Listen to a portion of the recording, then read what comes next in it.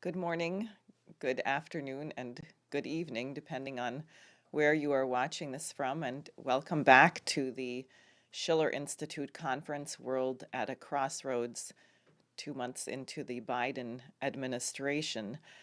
I'm Diane Sayre, and I'll be moderating this panel today, which has many distinguished speakers. The title of this panel is Southwest Asia Crossroads: Pivot for War or Peaceful Development with the New Silk Road.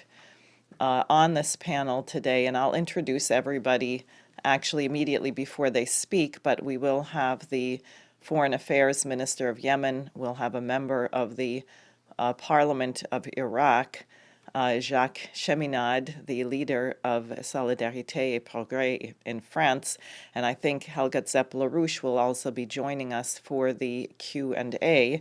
And we welcome your questions, and I would appreciate sending them to questions@schillerinstitute.org as they come to mind. As I participated in yesterday's first two panels, I must say the panel on culture was extremely powerful and I think urgent watching for people all over the world. The second panel yesterday, I think, is critical for the American people. We should get every American to watch it, because as you hear the speakers from Russia, China, Syria, Pakistan, and Iberoamerica, Argentina, Mexico, etc., it becomes very clear and unavoidable that of the 8 billion or so people on the planet, 7.5 billion or more are not Americans, and they don't live in the United States, and they have a certain view of the United States, differing, of course, from country to country or region to region. But I think Americans would do well to take a lesson from Robbie Burns and consider to see ourselves as others see us. And that panel, I think, would go a long way in helping with that. And I think today's panel also is going to have a similar effect. It will put in bold relief some of the problems inside the United States that we may not often consider, but are painfully obvious to the rest of the world. And we will have to develop the courage to face them squarely, as Franklin Roosevelt did, and as Lyndon LaRouche always did. So without saying more, I would like to introduce our keynote speaker today, who is a friend of mine who has really taken up the challenge that Lyndon LaRouche gave all of us, which is to be a patriot of your nation, your homeland, but to be a citizen of the world and to act for the good of humanity. And what you find is that these things are not contradictory. He's translated the World Land Bridge Report into Arabic, co-authored the EIR report on the development of Africa and Southwest Asia, and has become very well known in Iraq as both a teacher of LaRouche's economics and an advocate for the World Silk Road. So I'd like to introduce now Hussein Askari. Thank you, Diane, for this nice introduction. It's a great pleasure for me to keynote this panel, especially after the fantastic two panels which we saw yesterday. First of all, I would like to wish all of you a happy new year, a happy Nowruz. Yesterday, Saturday, we witnessed the vernal equinox as the sun positioned itself directly on the Earth's equator, shining equally on the north and south poles of our planet, and on every nation, declaring the arrival of the spring. Many nations in Asia celebrate this as the first day of the new year. All nations are equal in the eyes of the universe and the creator of the universe. Now, when we look at the world from space, and specifically at the confluence of the continents of Eurasia and Africa, we take note of a region which is falsely called the Middle East. So you have in the first slide, this map is something which the Schiller Institute and Lyndon and Helga Zepp-LaRouche and their associates have developed of the what we call the World Land Bridge. It's connecting all the continents and nations with development corridors. And we imposed on it the Belt and Road Initiative corridors, which were announced by the Chinese President Xi Jinping in 2013. Now, the problem is that people are too much possessed by the idea of trade. The Silk Road is not simply for trade, it's a development corridor. And I hope all of you saw the wonderful clip of the speech made by Mr. Lyndon LaRouche many, many years ago about the idea of the development corridors. So when we talk about these and we draw these lines, these are development corridors, as we will come to discuss. Now, there is no such a place as the Middle East. East of what and in the middle of what? In the United Nations, or if you are a soccer enthusiast, you know that there is no FIFA football division called Middle East. Now, this Middle East is a creation, the term is a creation of the British East India Company, which coined the term to identify its colonies and properties as seen from London. So you have the Near East, the Middle East, and the Far East. That is far from London. We, the United Nations and FIFA, don't use British colonial terminology. We use scientific criteria for looking at distinguishable continents, landmass. So we have East Asia, South Asia, Central Asia, and our region, West Asia, not Middle East. For reasons of including Afghanistan and even Pakistan, we say Southwest Asia. The same thing applies to the term Indo-Pacific, which is a geopolitical concoction. There is no such a place as Indo-Pacific. And British geopolitics is making the Pacific, which means calm and peaceful, more and more troubled and warlike.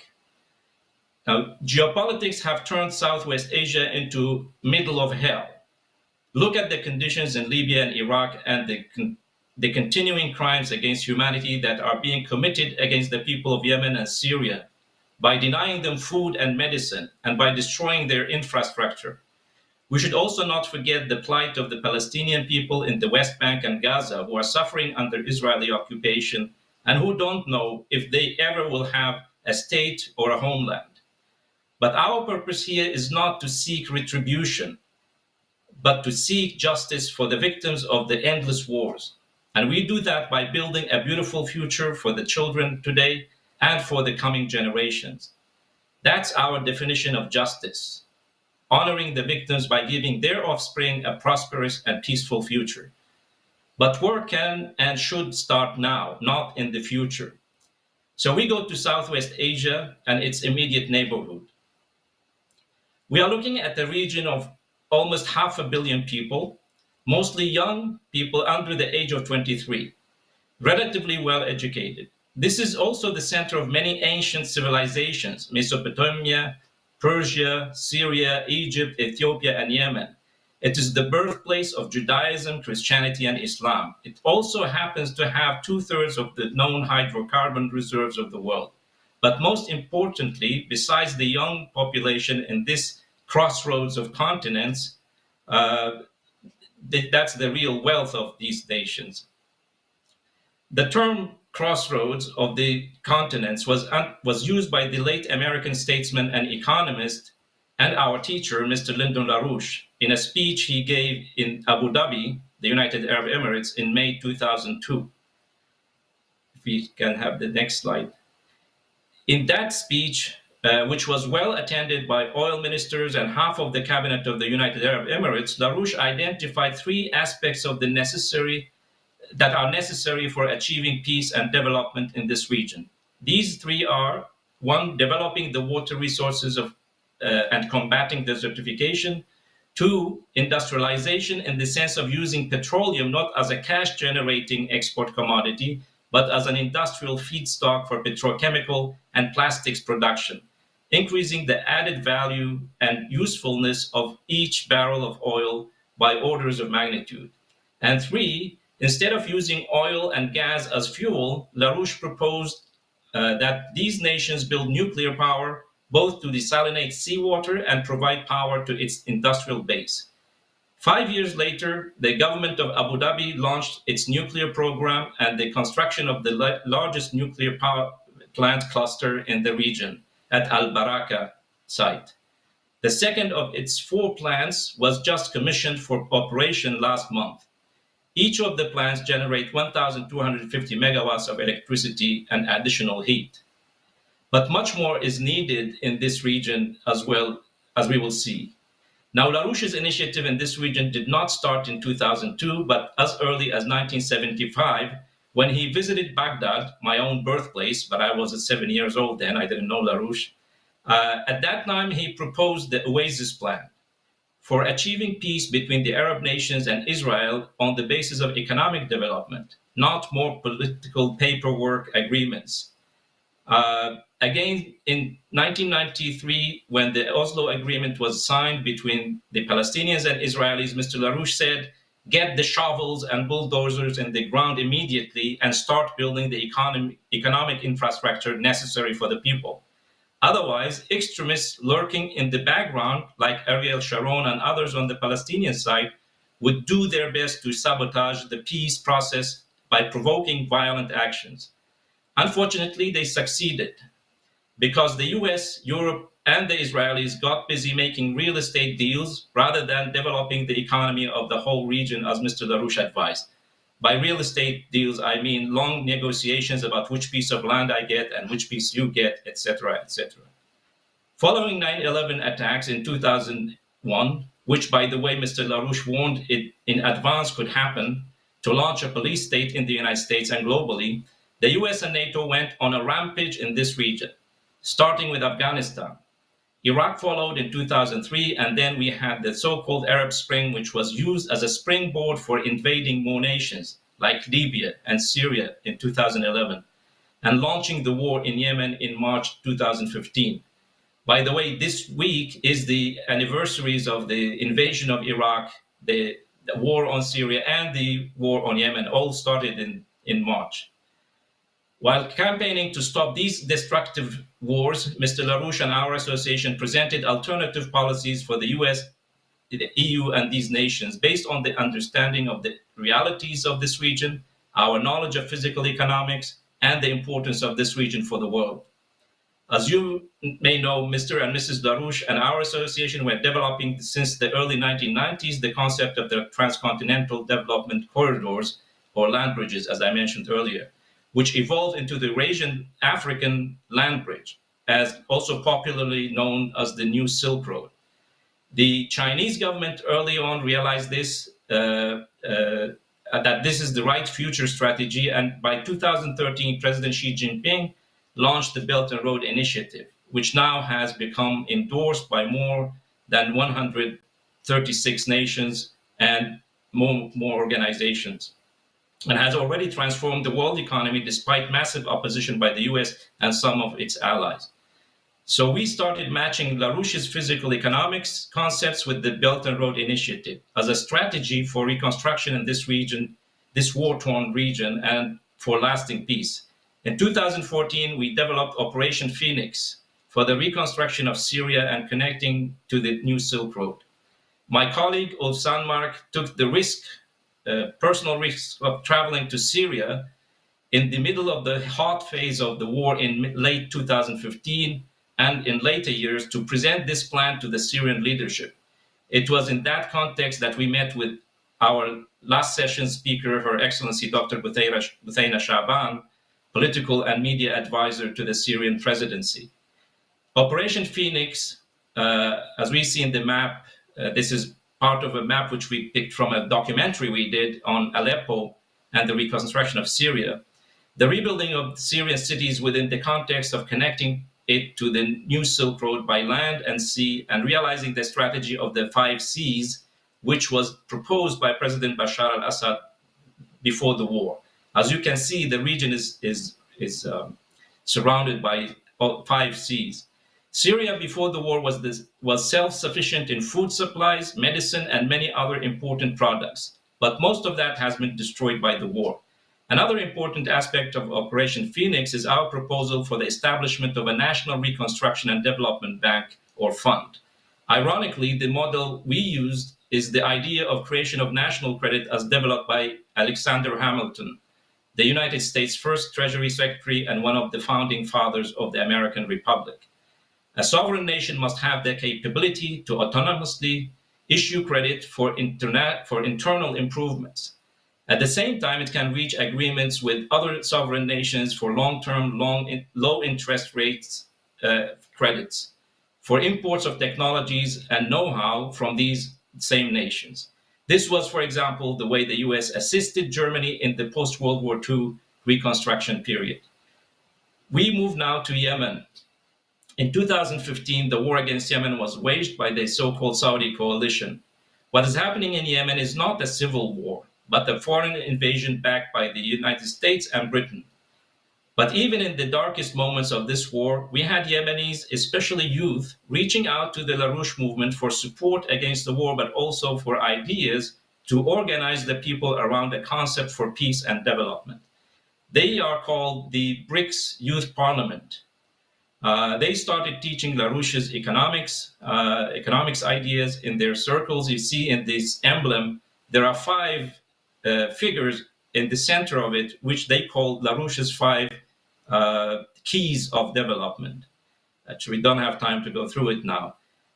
They also worked together with the Yemeni Investment Authority and us. We put together a plan for the reconstruction of Yemen and connecting it to the Belt and Road. We called it Operation Felix, the happy miracle of the reconstruction of Yemen. Yemen, for the ancient Greeks and Romans, they were calling it Arabia Felix, which means because it was its people were the most prosperous and happy people. We applied the concept of the development corridor as developed by Lyndon LaRouche, which I mentioned earlier, to the demographic, climatic, and natural resources distribution in Yemen. Then we matched that with the Belt and Road Initiative to make Yemen and South Arabian Rim a bridge between Asia and Africa. The development of Yemen's ports is also part of the Maritime Silk Road strategy. Operation Felix was endorsed by the Yemeni Investment Authority officially in a special event convened in its headquarters in June 2018. And our friend in this image, Fouad El-Ghafari, he presented the plan there because I wasn't able to be in Yemen at the time. So whenever peace is reached in Yemen, the reconstruction of the country can hit the ground running, since a complete plan is already available. Here too, we proposed the establishment of a national reconstruction and development bank for Yemen. And I think our guest speakers from Yemen, His Excellency Engineer Hisham Sharaf, Minister of Foreign Affairs, will address this issue in his statement next in this conference. Now we go further to Iraq.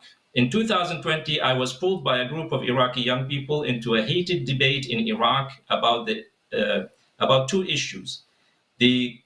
First, the government delaying of the building of a strategic great port of Fao in the southern city of Basra in the Gulf, on the Gulf. And 2, the blocking by the same government of a very important cooperation agreement with China called Framework of Cooperation on Export and Credits, popularly known in Iraq as the China-Iraq Oil for Reconstruction Agreement. This was a very important credit arrangement reached in May 2018 between the Iraqi Finance Ministry and the Chinese Export and Credit Insurance Corporation, Sinosure, to create a special fund where oil revenues from a fraction of Chinese purchases of Iraqi oil are accumulated monthly. These would be matched by a ratio of 1 to 6 by Chinese bank loans. The $10 billion fund will then be used to generate loans for infrastructure projects in Iraq to be built by Chinese companies. These projects include ports, airports, road, railways, power projects, housing, hospitals, water, and sewage systems.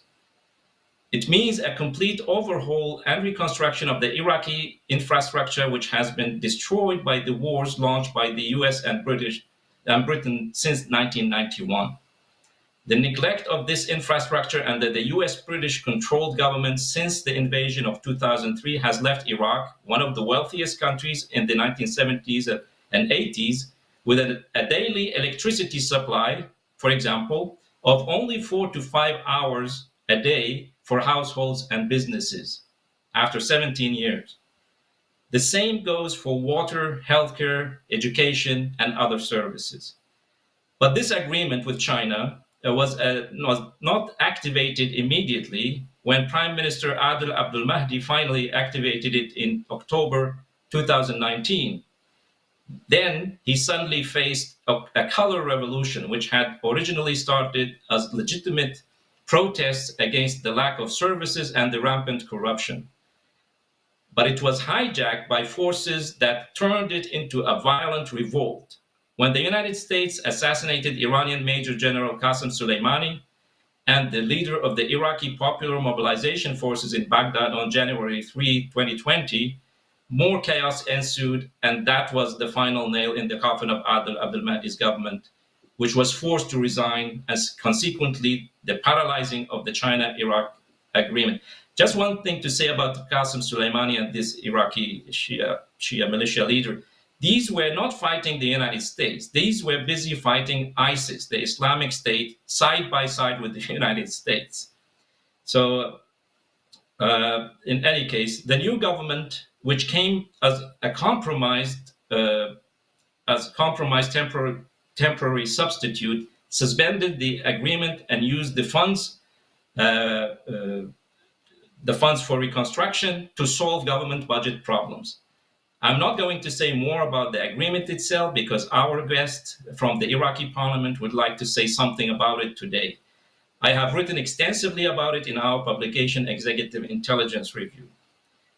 It was in this context that a youth movement emerged in late 2020, demanding the activation of the agreement. I used my knowledge of LaRouche's physical economics, previous reconstruction studies, and our historical development of the new Silk Road concept to give classes to those youth through social media. These groups started to grow in numbers, and gradually the Iraqi opposition media took note of this. Even members of parliament became aware of this movement and its demands. If we look at Iraq in the context of the Belt and Road, we can see that it can be a real bridge between for both the maritime and land-based Silk Roads, and utilize its pivotal geographic location in addition to its human and natural resources.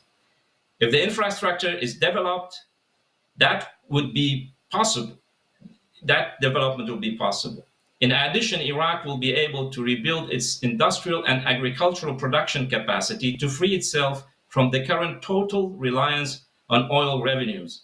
Iraq sells oil and imports 97% of all its needs. Oil fluctuations have had devastating impact on Iraq economically and socially in recent years. Besides, Iraq can be a large petrochemicals industry using its own oil. I would like to show you some of the activities of these young people and the forces they have mobilized in Iraq.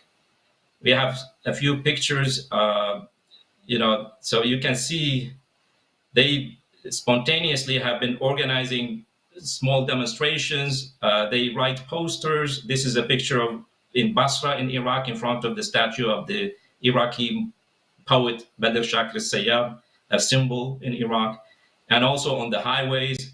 Now I didn't do any of that. These people themselves made these posters and they are posting them everywhere they can reach. I don't know if we have the other slides quickly. These are some of the things they have produced and, putting them on. These are Iraqi tribes in Nasiriyah who were mobilized also to, their signs say, we want to activate the China agreement and work with China on the new Silk Road. So these pictures, some of them I got personally, but also they are posted on Facebook page. I would like to stop at this picture. I mean, you take a look at these young people. They are probably somewhere between 14 and 17 years of age. These are from a city in southern Iraq where the living conditions are the worst in the country. What are they asking for is in these posters is that they say we want to activate the Iraq-China agreement, we want to join the Belt and Road, and also we want to build the FAO project. Now, these kids can become engineers, scientists, or construction workers if we start the reconstruction process. Otherwise, they might potentially be recruited to some militia or extremist group. These are the choices they are facing, and you can see what their preferences are, what they want to have, what kind of future they want to have. These are the issues we should be discussing. What kind of choice we want to give them and other youth around the world, which this conference is dedicated to. Many major political forces and parties in Iraq, especially in the south, are now publicly calling for the activation of the China agreement and joining the new Silk Road. Some of them do that out of opportunism, since the October elections are approaching. But this shows is that that there is a groundswell in the population around this question. In conclusion, I would just say to especially policymakers in the United States, Britain, and other NATO countries, that it is never too late to mend your ways and do the right thing. Therefore, it is the right time that this region, which has been a cockpit of global geopolitics, can suddenly become a place where the major powers, the US, Russia, and China, could work together. One more thing, the people of Iraq, Iran, Syria, Libya, Afghanistan, and Yemen are not out to get retribution or vengeance for what was done to them. They are asking for peace and for having the right for a decent living standard. But believe me, they will keep fighting the invaders of their countries to the last man, which is really unnecessary. If you think you can starve them into submission and force them to give up their sovereignty, independence, and their dignity, you are mistaken. You have not learned anything, and you know nothing about history. But if you do, as Mr. LaRouche repeatedly said, pull out the bombers, drones, and tanks, and bring in the tractors, technology, and engineers, then the people of Southwest Asia will welcome you with open arms. That is what justice means for me and for them. Thank you very much. Great. Thank you very much, Hussein. And we'll have more chance to discuss this in the Q&A. So as you said, we will now be hearing from the Honorable Hisham Sharaf, who is the Minister of Foreign Affairs of Yemen. I would just like to personally say something about the inspiring courage of these people who have been under a constant bombing campaign from Saudi Arabia, supported with weapons from the US and British aerospace, I'm sure, and who are facing mass starvation. So I appreciate very much that the foreign minister took the time to prepare these comments for our conference. It's a good opportunity that we send our best regards to our good friend Helga LaRouche, the head of the Scheller International Institute. At the same time, it is also my pleasure from Sana'a to welcome all the participants of the World at a Crossroad Conference, which is now ongoing, and it will be my pleasure also to participate through those days in your conference, which comes, by the way, close to the anniversary, to the 6th anniversary of the aggression against our country on the 26th of March 2015.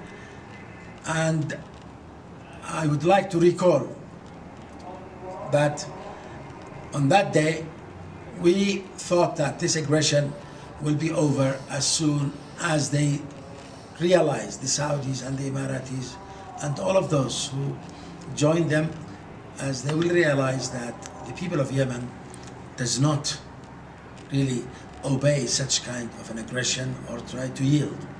Nowadays, you will hear a lot about Marib. What is happening in Marib? It is a land of Yemen. It is our land where we have our gas and where we have our oil.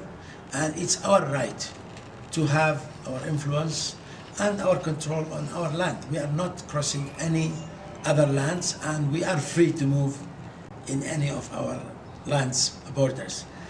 It goes also to the issue of the things that we are passing through. Corona, the COVID-19.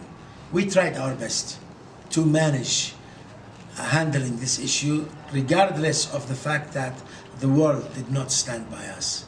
Maybe some countries are trying to help us, but because of the blockade, we cannot really get any help, and we are trying our best through some UN assistance to do something for our population.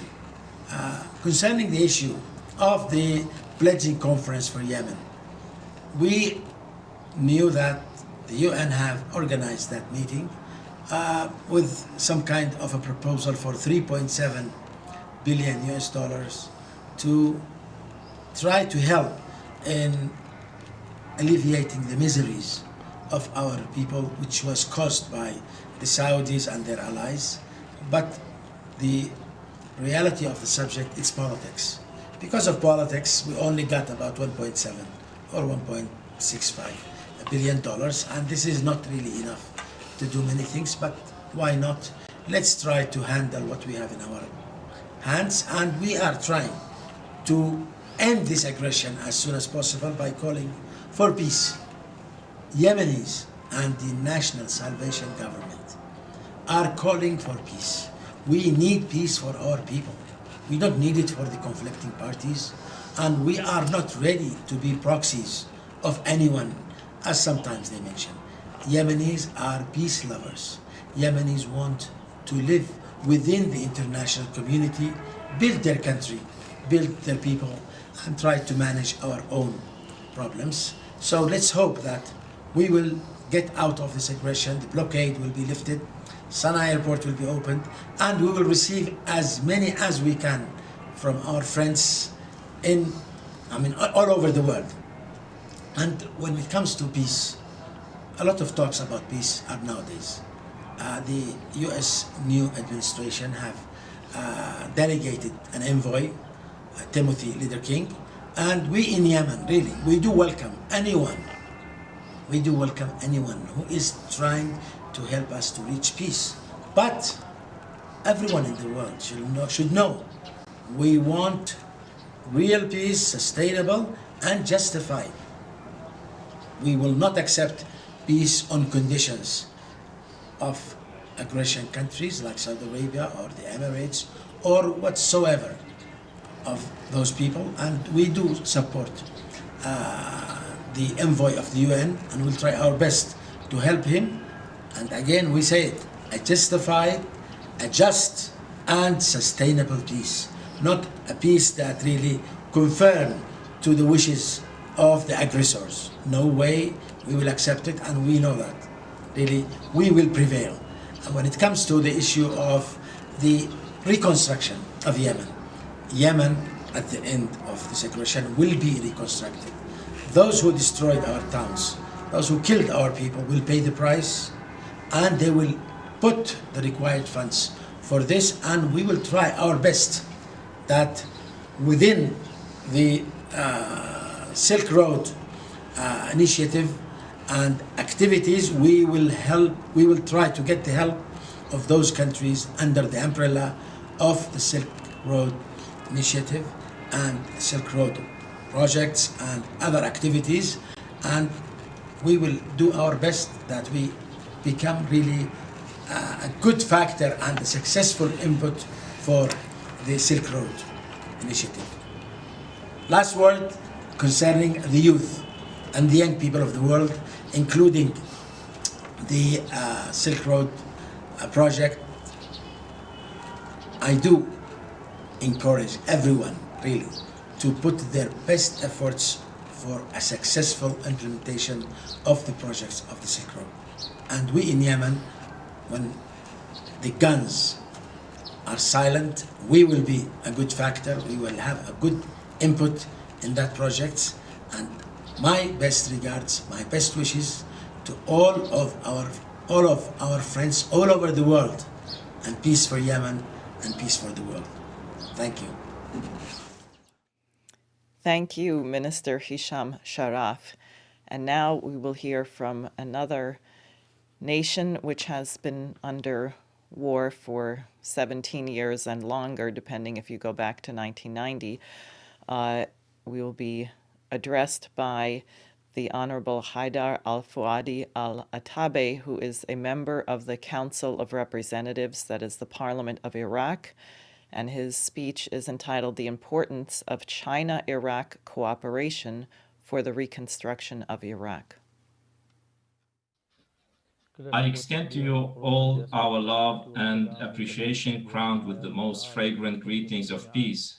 Our most sublime prayers are for your success in this conference, and thank you for inviting me to speak to you. Greetings to the International Schiller Institute and its chairwoman, Mrs. Helga Sepp LaRouche, for convening this important conference in this very sensitive time, and greetings to all esteemed guests. We would like also to thank the member of the Schiller Institute and administrator of the Arabic LaRouche School of Physical Economics, my brother and dear friend, Mr. Hussein Askari, for his intervention in the ongoing debate in Iraq regarding the reconstruction of the country and its economic development. We have indeed benefited much from his interventions and proposals. Today, we would like to discuss a number of important matters and problems from which the structure of the Iraqi state suffers. And among these issues is the condition of the infrastructure in Iraq and the rentier nature of the Iraqi economy. We will also point to the importance of activating the Iraqi-Chinese framework of cooperation, generally known in the media as the Oil for Reconstruction Agreement.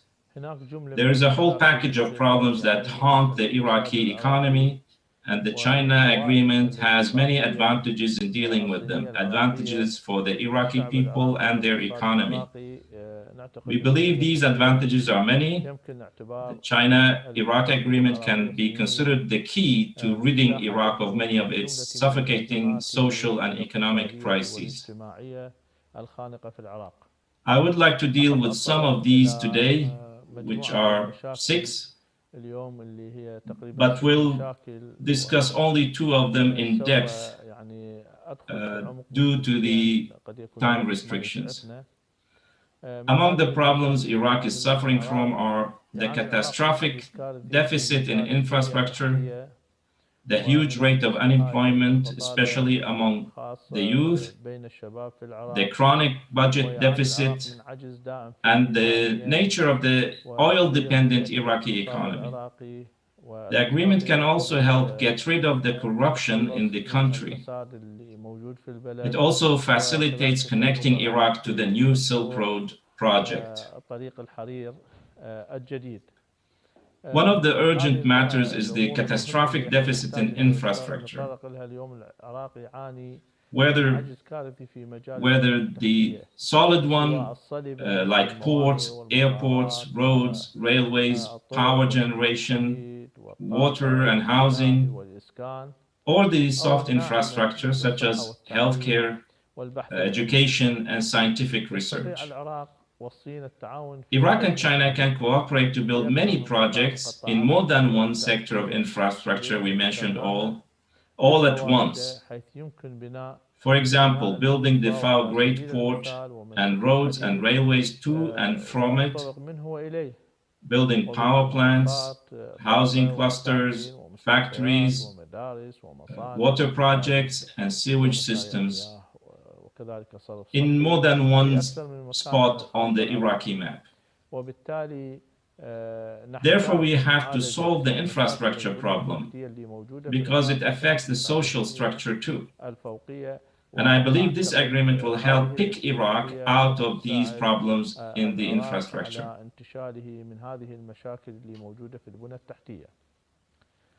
The other very important matter today is the massive unemployment rate, especially among the young segments of society, which constitute a major part of the population of Iraq.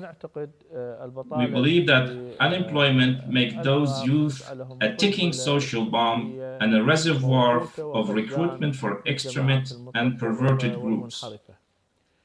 A clever and serious Iraqi negotiator should make it a condition of cooperation with China to employ a major ratio of the Iraqi workers and engineers in the projects undertaken by the Chinese companies inside Iraq. We all know that the Chinese worker and engineer today have a relatively high wage and enjoys stability and prosperity in their country, and are not eager to work for a lesser wage and in a potentially challenging condition abroad. Therefore, Chinese companies tend today to train the labor force in the host country. Thus, Iraq would be able to find employment for tens of thousands of the youth in these projects. Therefore, we believe that the Iraqi-Chinese agreement is a key to find solutions to many big problems, because the agreement will build for Iraq and its people the economic platform upon which the Iraqi economy will stand to move the wheels of the industrial as well as agricultural production, and even vitalize the tourism sector. Because to get rid of the reliance on the rentier single source of wealth, as we argued earlier, Iraq needs a new economic structure. This is the problem the Iraqi people are suffering from. And the agreement, we believe, is very important for escaping the debacle in which the sons of our people find themselves in our beloved country. Finally, I hope that Iraq will become a bridge for peace and cooperation among the regional and international powers, not a wrestling ring where they fight. We call on the United States of America and the other powers to respect the sovereignty and independence of Iraq, and endeavor to cooperate with China and other powers to respect the global order and United Nations Charter on the basis of equality among all nations, be they large or small, and respect their sovereignty and independence of policy making, but at the same time work jointly for peace, economic development, and mutual benefits. I thank you for your attention, and I wish your conference all success. By the will of God, we will see this framework of cooperation agreement implemented on the ground so that our people may enjoy the various fruits of it. Thank you. Thank you very much, Mr. Haidar Al-Fuadi Al-Atabeh from Iraq. Now we are going to hear from Shakil Ahmed Rameh, who is the director of the China Center at the Pakistani Sustainable Development Policy Institute, on CPEC and more, the China-Pakistan Economic Corridor and Regional Cooperation for Peace and Stability. And I would like to apologize. Due to time reasons, we had to make some cuts in his speech, and the things that were cut are also quite important. So the whole address will be available later on the Schiller Institute website, and he happily will be on for the Q&A, where he may take up some of these questions, or you will be able to ask questions of him. But this is an extremely important presentation, because what many people may not be aware of is that many of these great projects actually are ongoing, have been started, are in advanced phases of development, and I think you'll see from what he has to say the potential for the region. Hi, everybody. Good morning, good evening, and good afternoon, because we are sitting in the different time zones. I'm Shakil Ahmed Rameh. I'm a political economist, and I work on China, and I am working in Pakistan with a renowned think tank, Sustainable Development Policy Institute. If you have any question on this presentation, you can ask me anytime. So My topic for today is CPEC connectivity and the future prospects. Definitely, when we talk about the CPEC, CPEC is not just about the Pakistan. CPEC has been designed to improve the connectivity within the region and beyond the region. I will start by just giving you a few facts and figure about the CPEC. Then I will move towards the connectivity and the future prospects. First of all, what is the CPEC? If we look at the long-term plan of the CPEC, which has been agreed upon between Pakistan and China in 2017. So it talks about the 7 areas. You can look at that: connectivity, energy, industry and industrial parks, agriculture development, tourism, and financial cooperation. So this is a brief. So if you look at that, so what is CPEC? The CPEC revolves around these 7 areas. If we look at the first phase of the CPEC, so people talk about, so what Pakistan gained through the first phase of CPEC. First of all, Pakistan got the 75,000 jobs. When we talk about the 75,000 jobs, it means 75,000 family. So that's been a huge number of people has been benefited. Also, Pakistan has, under the CPEC, it has been committed till 2022, the 10,000 more, 10,000 and above megawatt electricity will be produced. It is direly needed.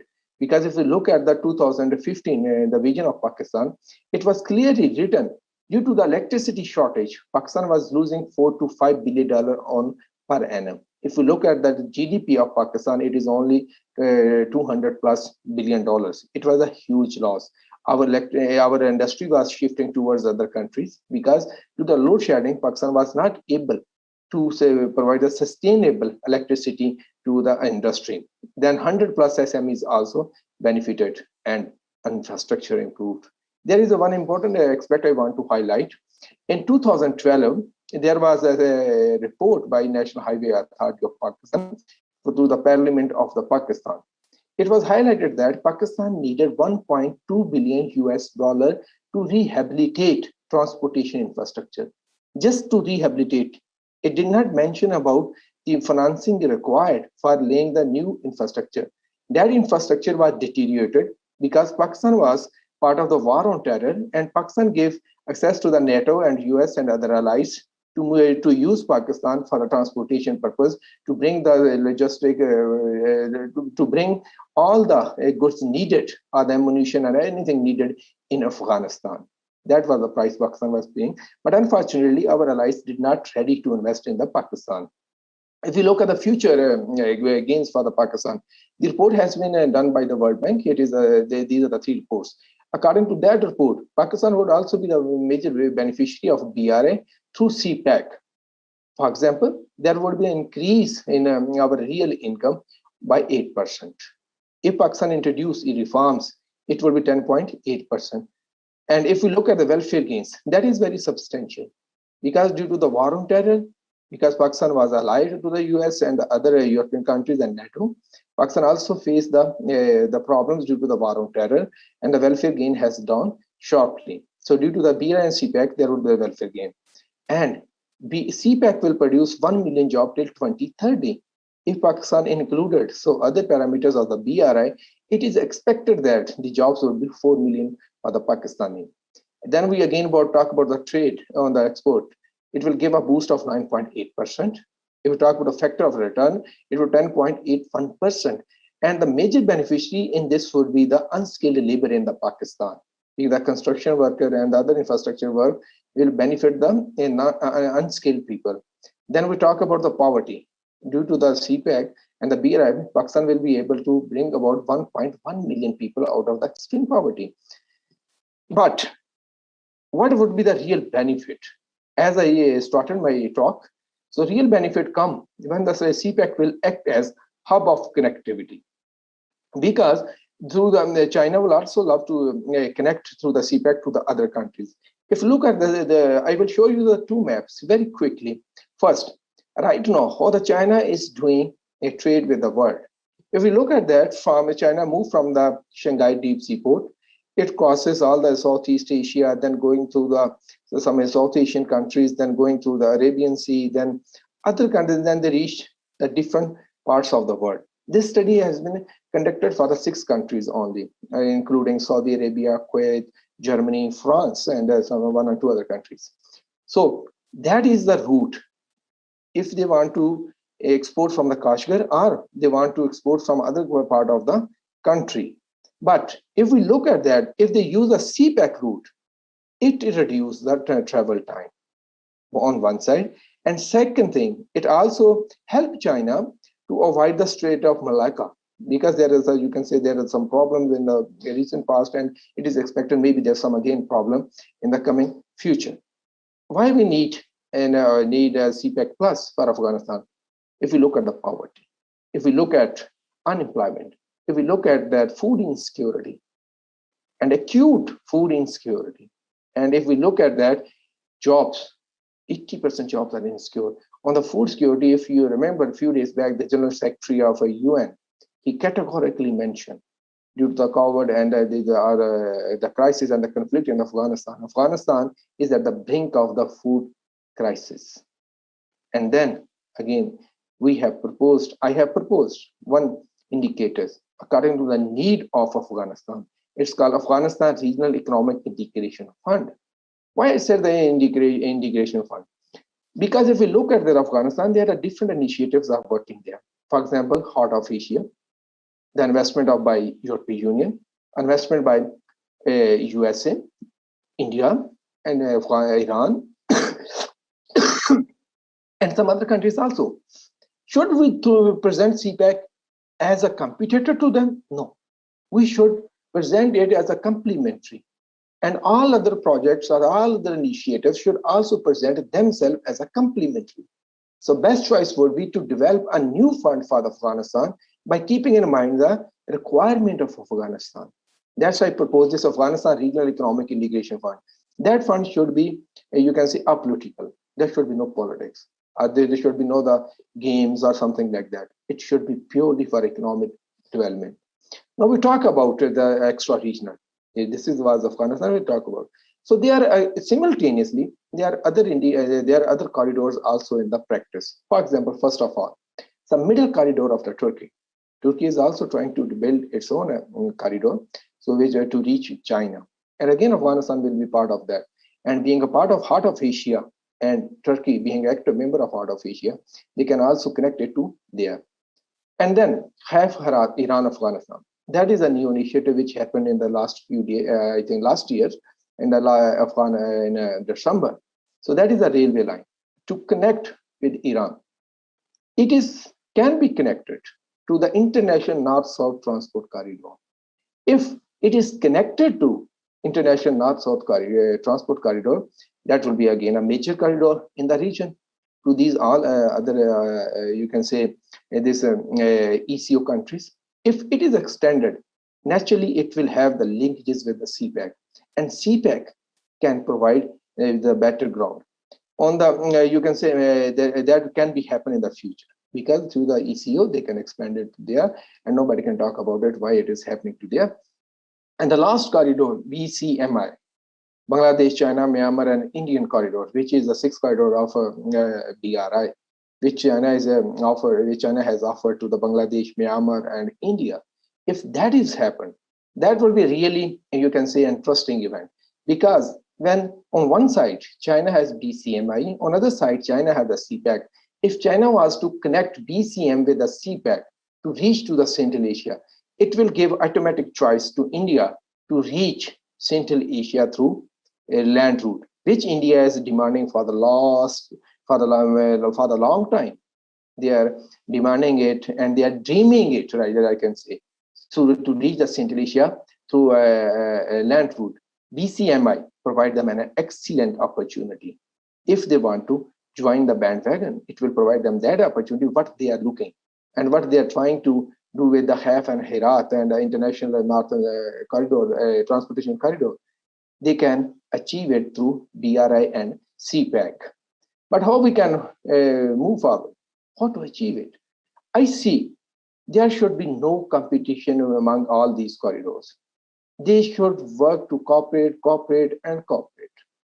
Cooperation would be the only way to make any of these corridors successful. If they are trying to undermine any other corridor, it will undermine all the corridors. And if they want to build on it and benefit, they need to cooperate. One thing. Second thing, they cannot compete with BRI or the CPEC. Reason, because it's a part of the big project of China. So under that CPEC and the BRI, 140 countries already have signed MOU with China. So that means CPEC one way or another way would be linked with other things. But still, I say, the need of the time is a cooperation. All the countries need to cooperate. Have to build the linkages with all these, you can say, the corridors. And there's a strong hope. Like China is also trying to invest in Iran. Iran is offering these alternatives to the Kaf and Herat to China, India. But Iran is also part of BRI. So automatically it will also come again under this, you can say the BRI and the CPEC will connect them. Last point, avoid pressure of the history. The other very interesting thing is happening in this region. For example, China have a civilization. Turkey have their own civilization, the Ottoman Empire, and these are civilization. Iran has its own civilization. So that civilization is a good point. They have the history of the development, of the evolution of the country. But it should not be like a pressure on the minds, so that maybe due to that evolution, any country is superior to any other country. They are all equal. They need to work together. They need to avoid the pressure of the history, or you can say the baggage of the history. They need to focus on the future. In this whole scenario, Pakistan is a country which does not have any such baggage of the history, because we were just created in 1947. So we have a very short history, and we are not part of any of these civilization. So Pakistan can get a good harbinger of these all civilization, where they can meet, they can work together, and CPEC provides us an excellent opportunity. Thank you, ladies and gentlemen. Thank you very much. Now we are going to go to the United States. Former State Senator Richard Black, who also is a veteran of the Vietnam War, where he served in the Marines and then became Judge Advocate General with the Army at the Pentagon, and is extremely knowledgeable about Syria in particular. And what he will be speaking on is the truth about the Syrian crisis, and he will also be with us at the end for questions and answers. I'm Senator Dick Black, and I'm a retired colonel who served in uniform for 32 years. I love my country. I flew 269 combat missions in Vietnam as a Marine helicopter pilot, and crash landed once after machine gun fire cut my flight controls. Afterwards, I made 70 combat patrols as a ground air controller for the 1st Marine Division. I was in intense, fierce combat during almost the entire time, and I was wounded. My radio men were both killed beside me. So with that background, let me say that I'm appalled by the indecency of American aggression towards Syria. Just the other day, Secretary of State Tony Blinken chastised his Chinese guest in Anchorage, Alaska, by saying that they failed to respect the rules-based order, without which there would be much more violence in the world. But what is the rules-based order that we're always touting? Seems that the rules are whatever the United States decides it wants at a given moment. By what right do we seize other nations' ships on the high seas? Now, the rule says that doing so is an act of war. We're not at war. So the rules go on to say that if you're not at war, then seizures of ships on the high seas are acts of piracy. Are these not acts of piracy when we seize these ships? What rules allow us to establish naval blockades on Syria, Iran, and Venezuela? Are those not acts of war? What rules-based order says that we can punish Germany for connecting a gas pipeline to Russia? What rules in this rules-based order allow us to dictate the trade of sovereign nations. The American March of Conquest spans the globe. We've invaded sovereign nations like Serbia, Yemen, and Syria, leaving them all in smoldering ruins. Does the rules-based order not prohibit wars of aggression? Did we not prosecute Nazis at Nuremberg for just such actions? What rules make wars of aggression crimes for Nazis, but not for us? We're told that we're fighting a war on terror, but we're not. We're closely allied with terrorists like Al-Qaeda in an endless quest to destroy Arab civilizations throughout the Middle East. Few Americans can even name all of our wars: Serbia, Iraq, Libya, Syria, Yemen, Somalia, Ukraine. None of them attacked us. We attacked all of them. Just look at the case of Syria. Remember what Syria once was? Before the war, Syria had a nicely balanced economy. It produced most of its own industrial goods, produced its fuel and agricultural products, had very little poverty and enjoyed thriving trade, and it was financially responsible. It had enjoyed 40 years of peace with Israel, and the constitution drafted under President Assad guarantees equal rights for women, and importantly, it guarantees religious freedom in 3 different parts of the text. I've read it. Syria is a model for other Arab states, especially ones like Saudi Arabia, which have no constitution at all. We call Syria's president a dictator, but in 2014, he was overwhelmingly elected by the people of Syria in a fair and free election. It was very heavily monitored. There were lots of observers. All agreed that it had been a true and valid election. So Syria is a model of elective democracy, if you want to call it that, for the Arab world. But the Americans pretend that the election never happened. And yet many Syrians who spent 15 hours in the blazing sun so that they could vote for President Assad were targeted and killed by US-backed rebels who fired mortars into their midst and killed them. Now, after 10 years of war, I think it's important to recognize, after 10 years of war, not a single rebel leader has ever emerged as a popular figure. With the West loves the terrorists that the people of Syria despise.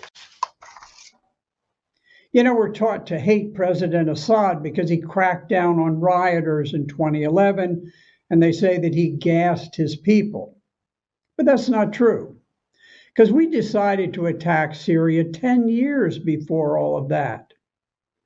In 2001, Secretary of Defense Donald Rumsfeld ordered the Pentagon to draft plans to overthrow 7 countries in the Mideast, beginning with Iraq, then Syria, Lebanon, Libya, Somalia, Sudan, and finishing off with Iran.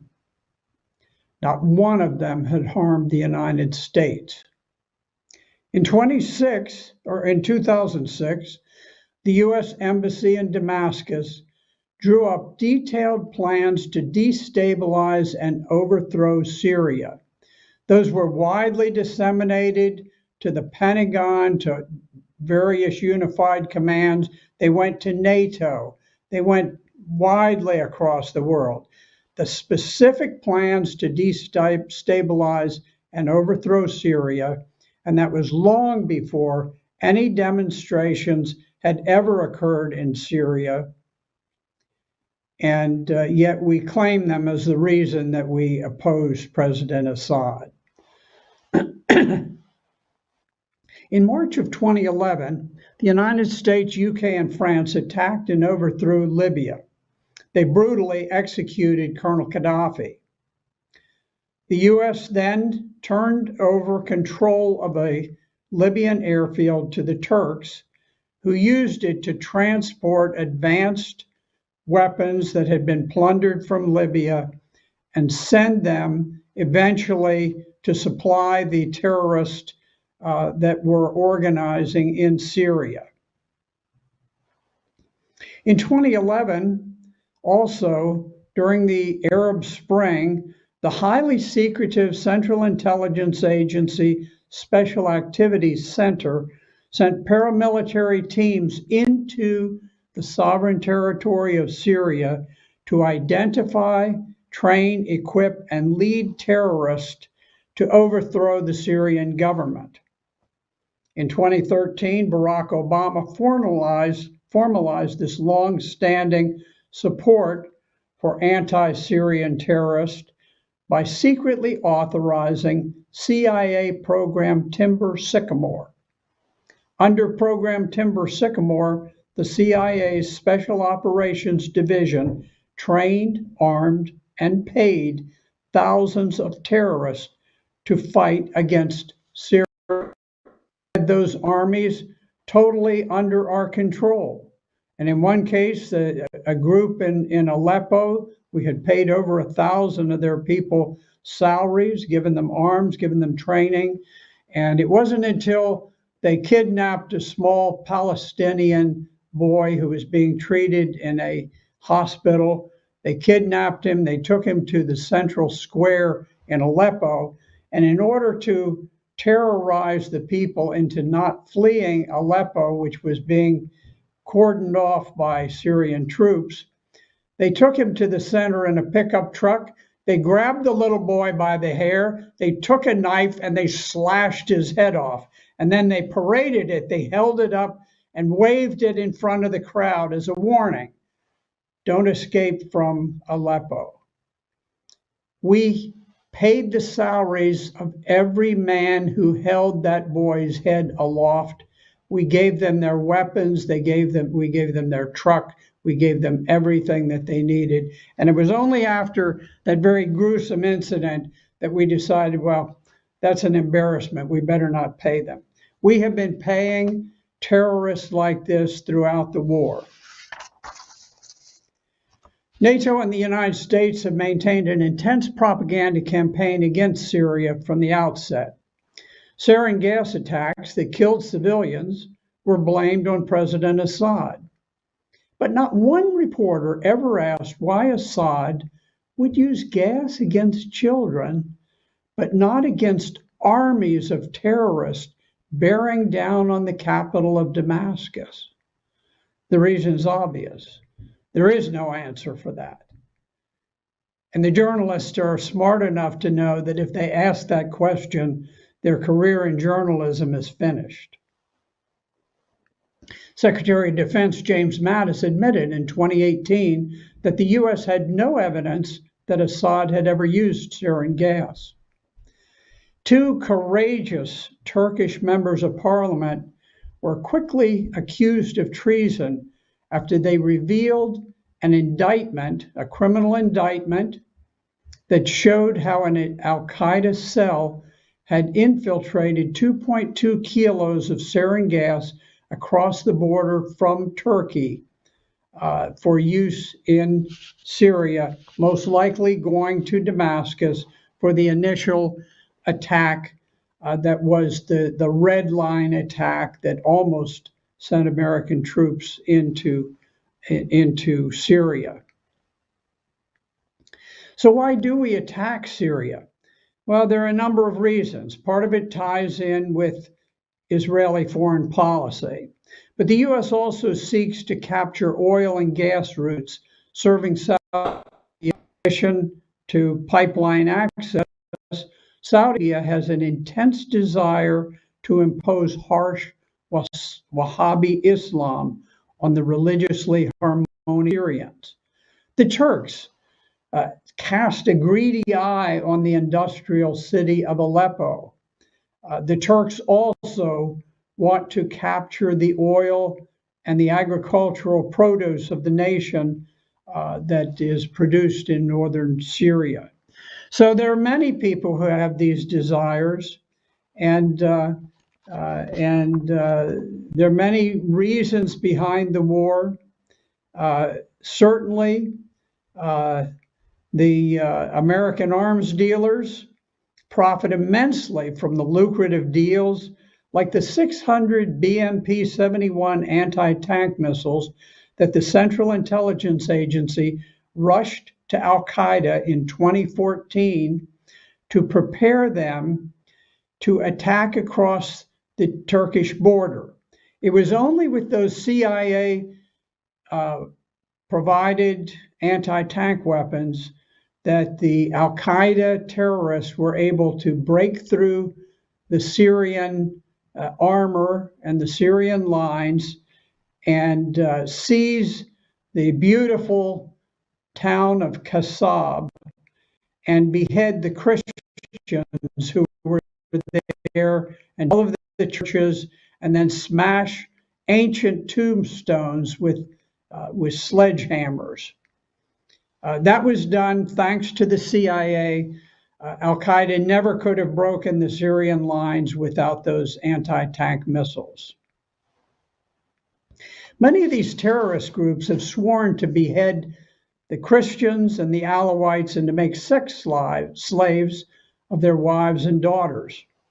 One jihadist famously drove his American-made Humvee into battle with a naked slave girl lashed to his windshield.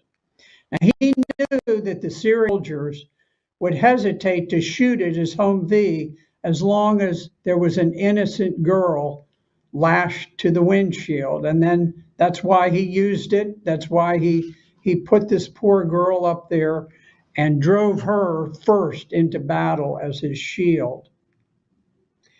In 2015, U.S. troops illegally invaded northern Syria and unlawfully seized Syria's oil.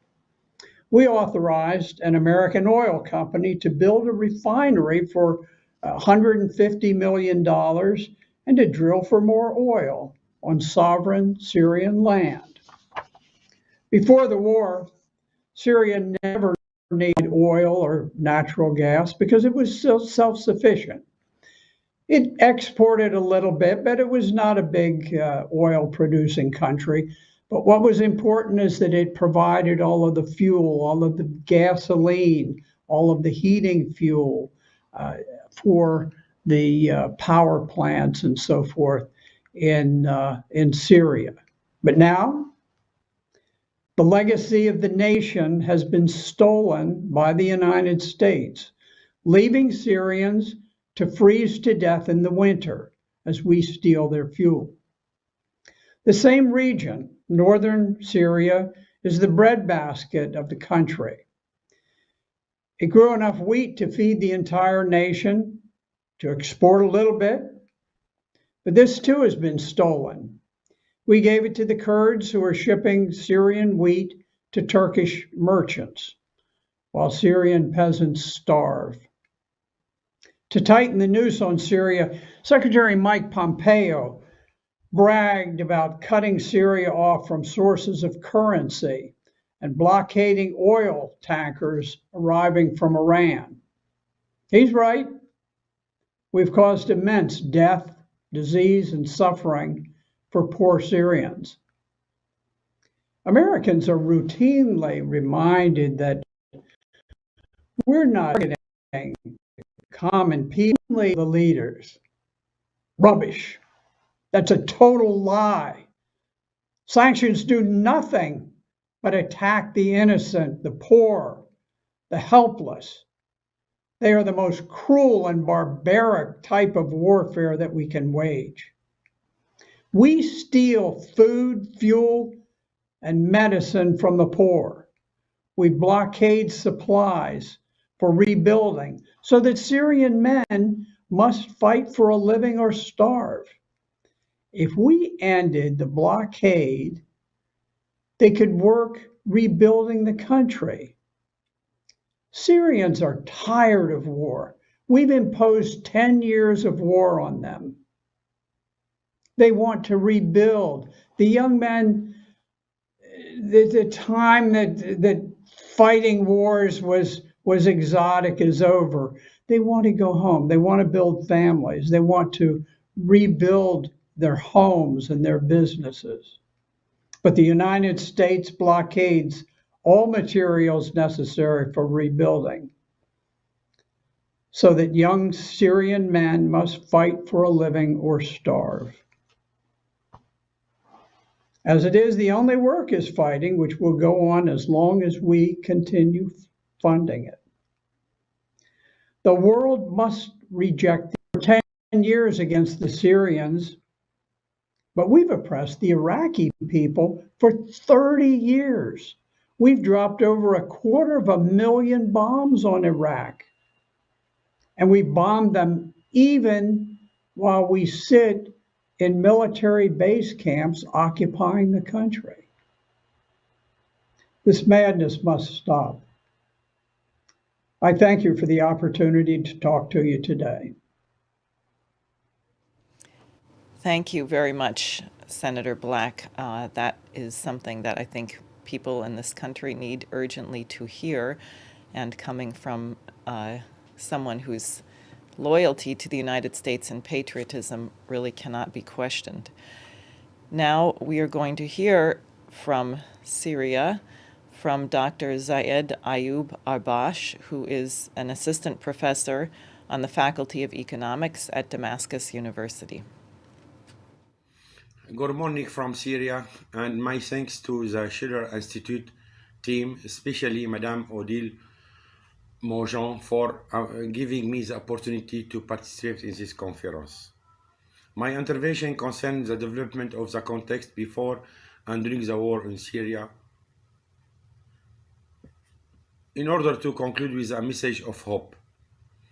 Concerning the context before and during the war on Syria in 2011, in the period between 2000 and 2011, Syrian government wanted to shift economy policy toward infitah, in English opening.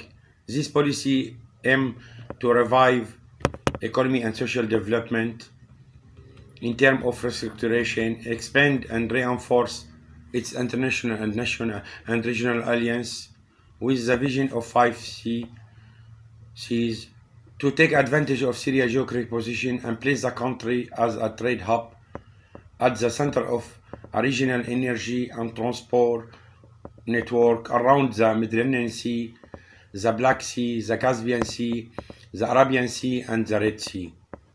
Speed up its partnership negotiation with the EU, implement the Greater Arab Free Trade Area (GAFTA) agreement. In fact, the Syrian government set out its 5-year plan. Under this plan, strategic projects have been put in place to build the road, ports, and pipeline, etc. Despite the instability in the region, Israeli sabotage of peace process in general, the flow of over 3 million Iraqi refugees to Syria, the wave of US sanctions against Syria, and the international financial crisis of 2008, the Syrian economy have been able to record growing economic performance. The average GDP growth rate was 5% per year during the period 2000-2010. A strong trade balance with national agricultural export, including production of 4 million tons of wheat and 84 million cultivated olive tree. The guarantee of its energy security and continuous improvement in the Human Development Index according to the UN reports. However, with the trio of embargo,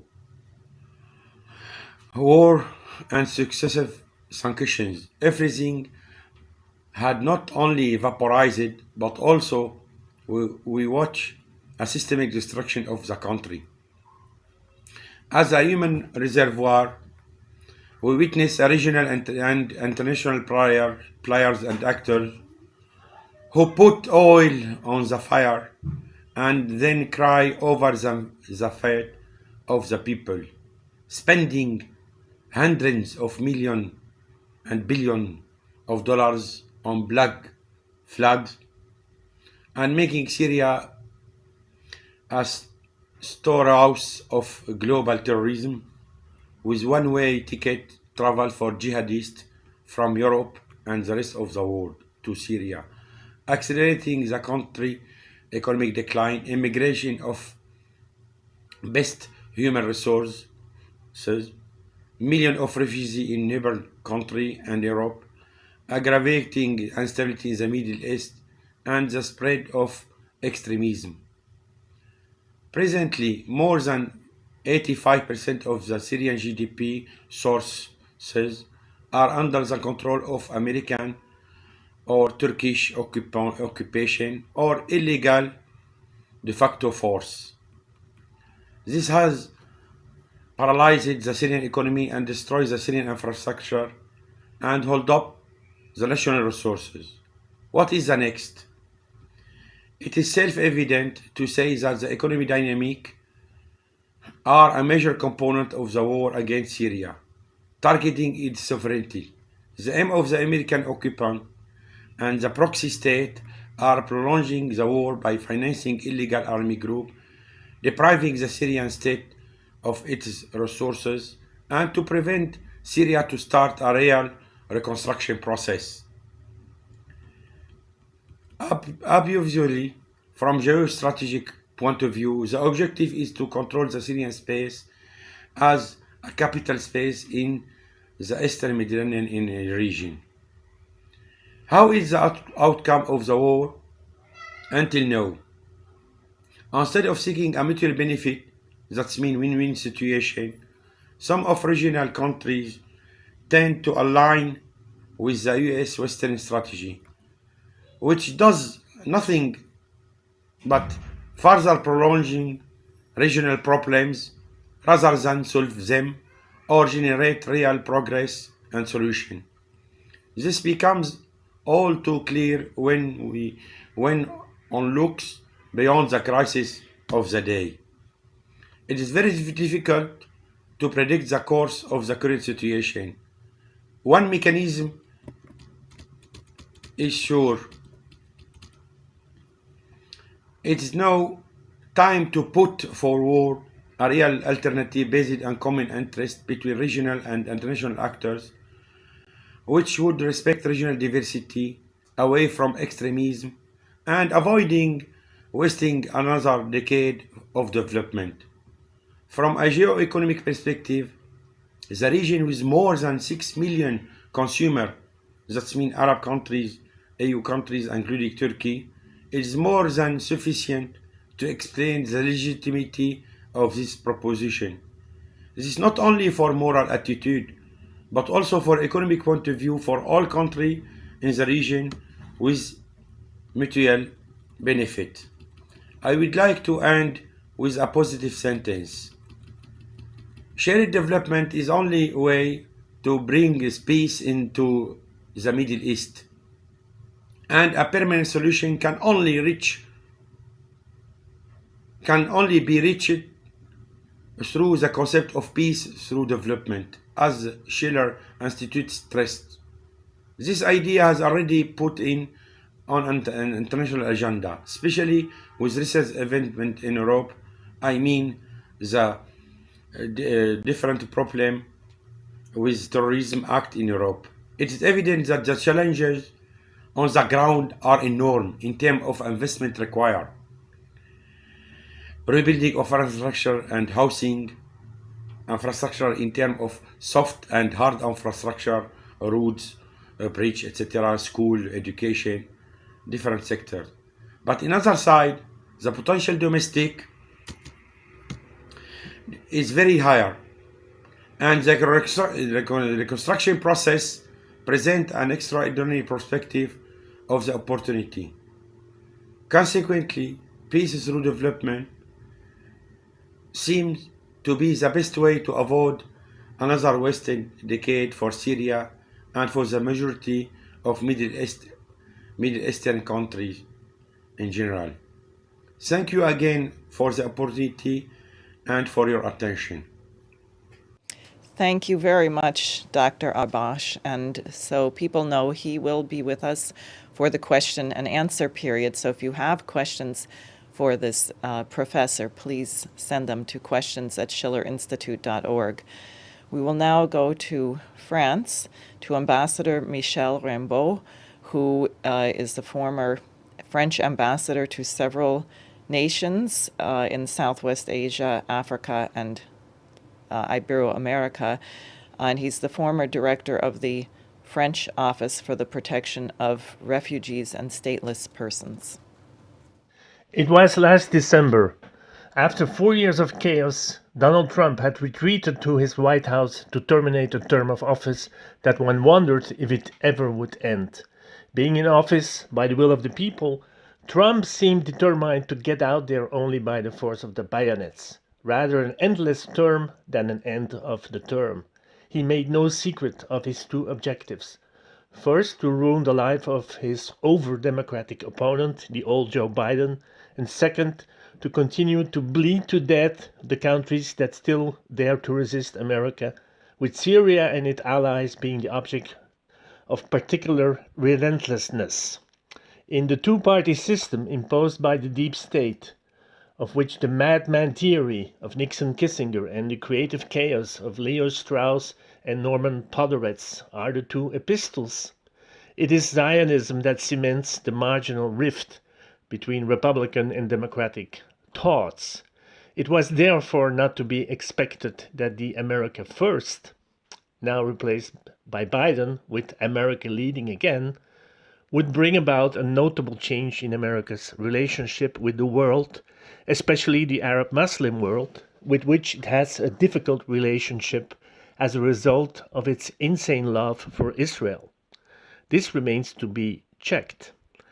At the end of his mandate, Trump had inspired his Republican supporters to have Congress vote on a bill presented by 150 representatives and senators prohibiting any future American government from negotiating with Syria as long as Bashar al-Assad is president, even prohibiting the latter from running in any presidential election.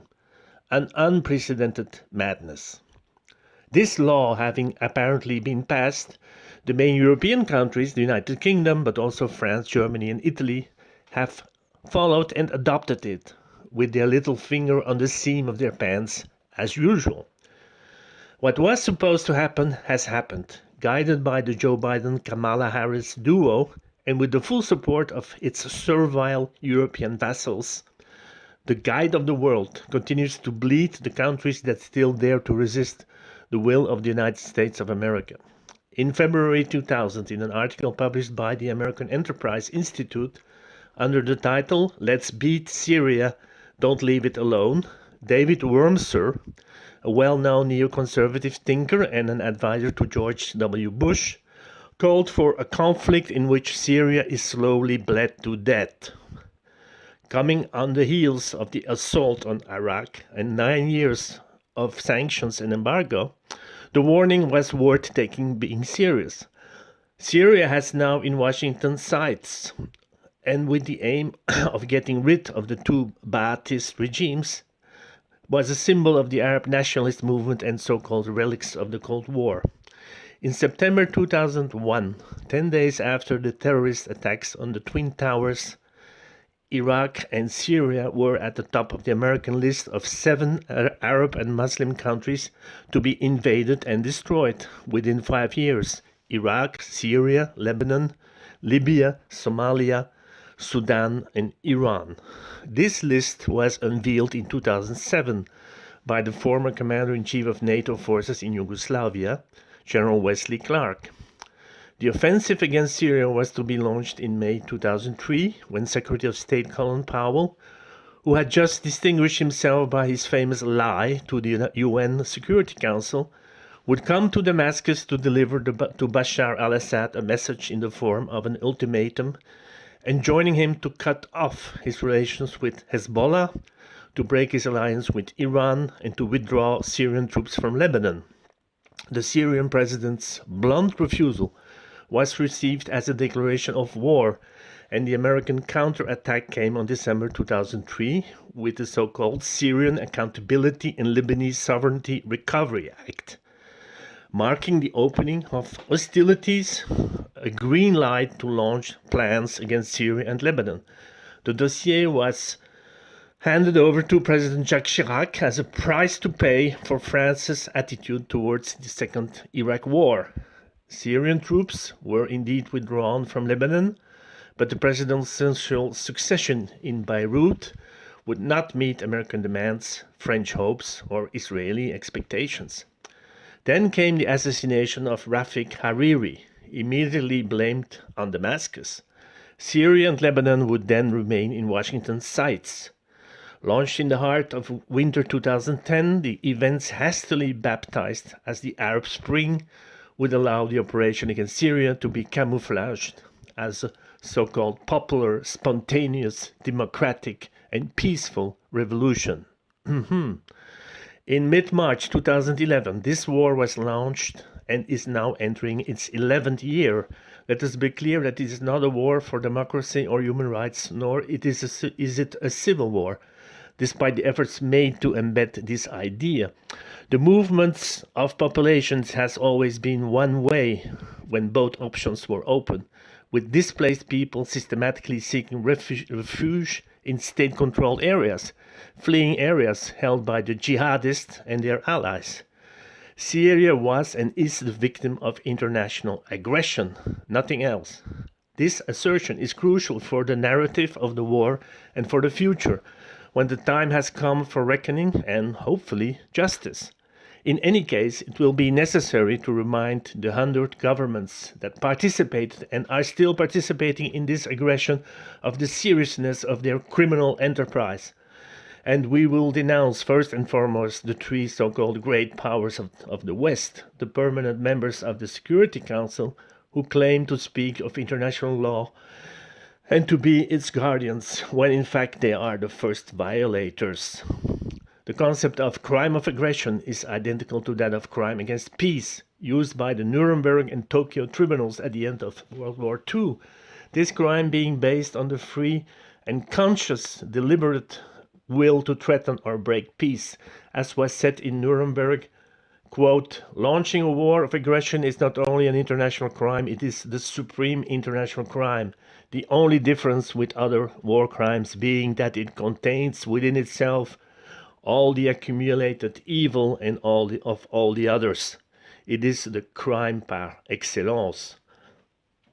In 1946, the International Military Tribunals and the General Assembly of the United Nations, in its Resolution 95, undertook to codify crimes against the peace and security of mankind, beginning with the crime of aggression.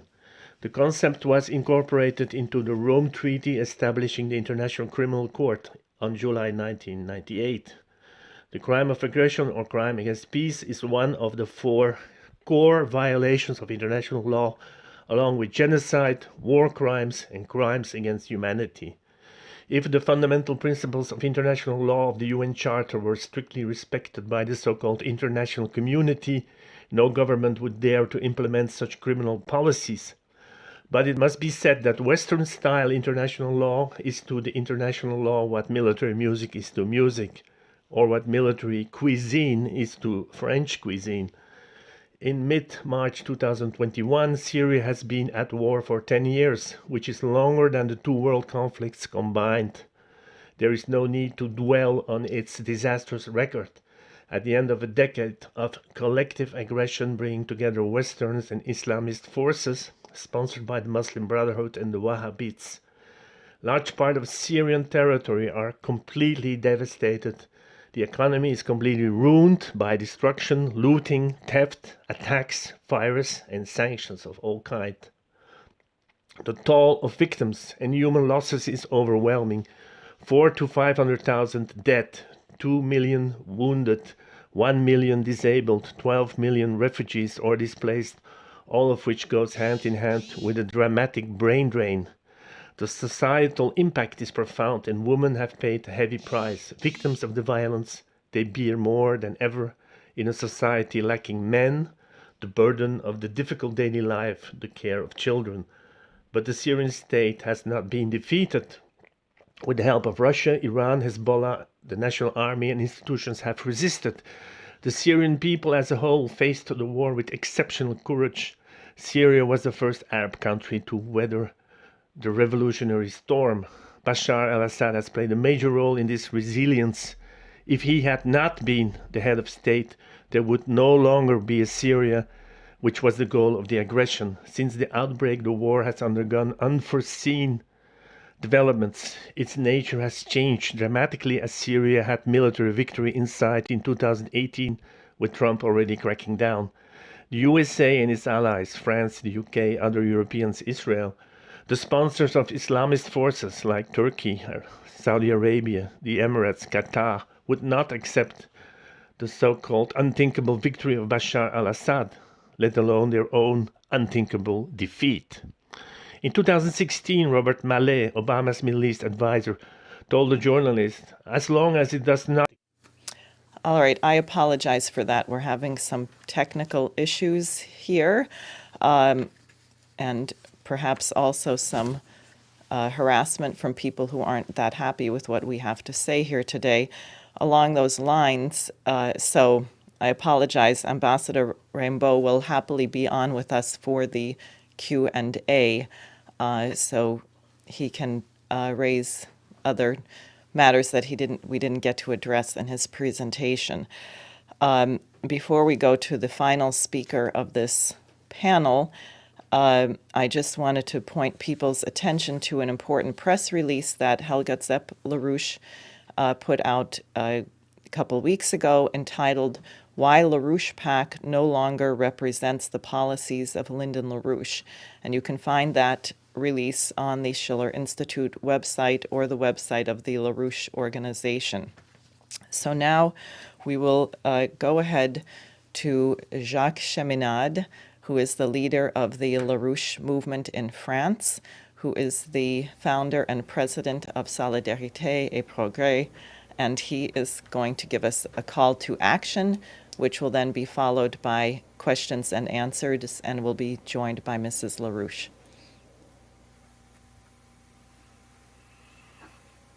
Well, good morning or good evening. It depends where you are. I am very happy to be with you in this challenging moment.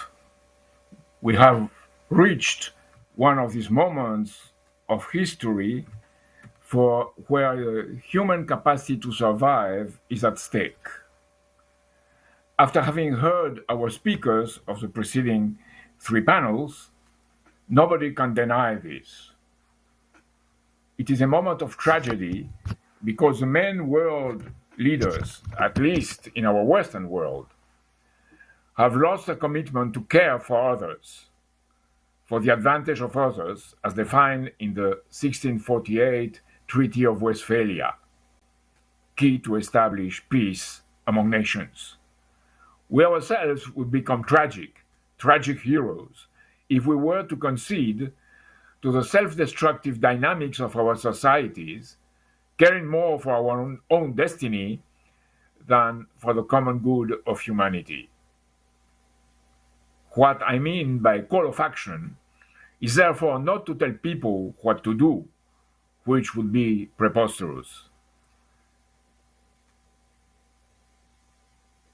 It is to share with you that we are the main potential force for the world to come,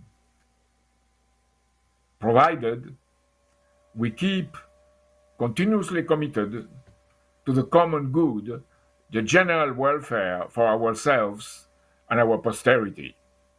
As members or friends of the Schiller Institute, from multiple geographical and intellectual origins, we act for the coincidence of the opposites, for a constantly renewed higher purpose in a moral, political, economic, and aesthetic sense, to reach a unity from what has inspired our common contributions.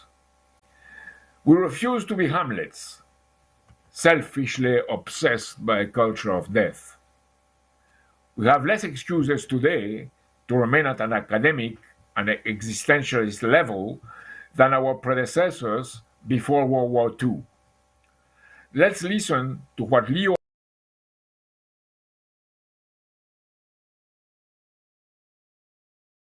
under an omission. Whatever, he said, the proportions these Nazi crimes assumed, it became evident to all who investigated them that they had started from small beginnings. But it is important to realize that the infinitely small hedge in lever from which this entire trend of mine receives its impetus was the attitude towards the non-rehabilitable sick. Let's be frank, we have less excuses than then.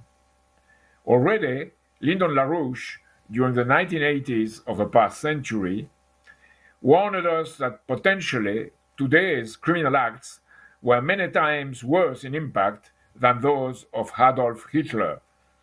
Some took that as a provocation or a metaphor. But what is happening in the world since then fully confirms that potential.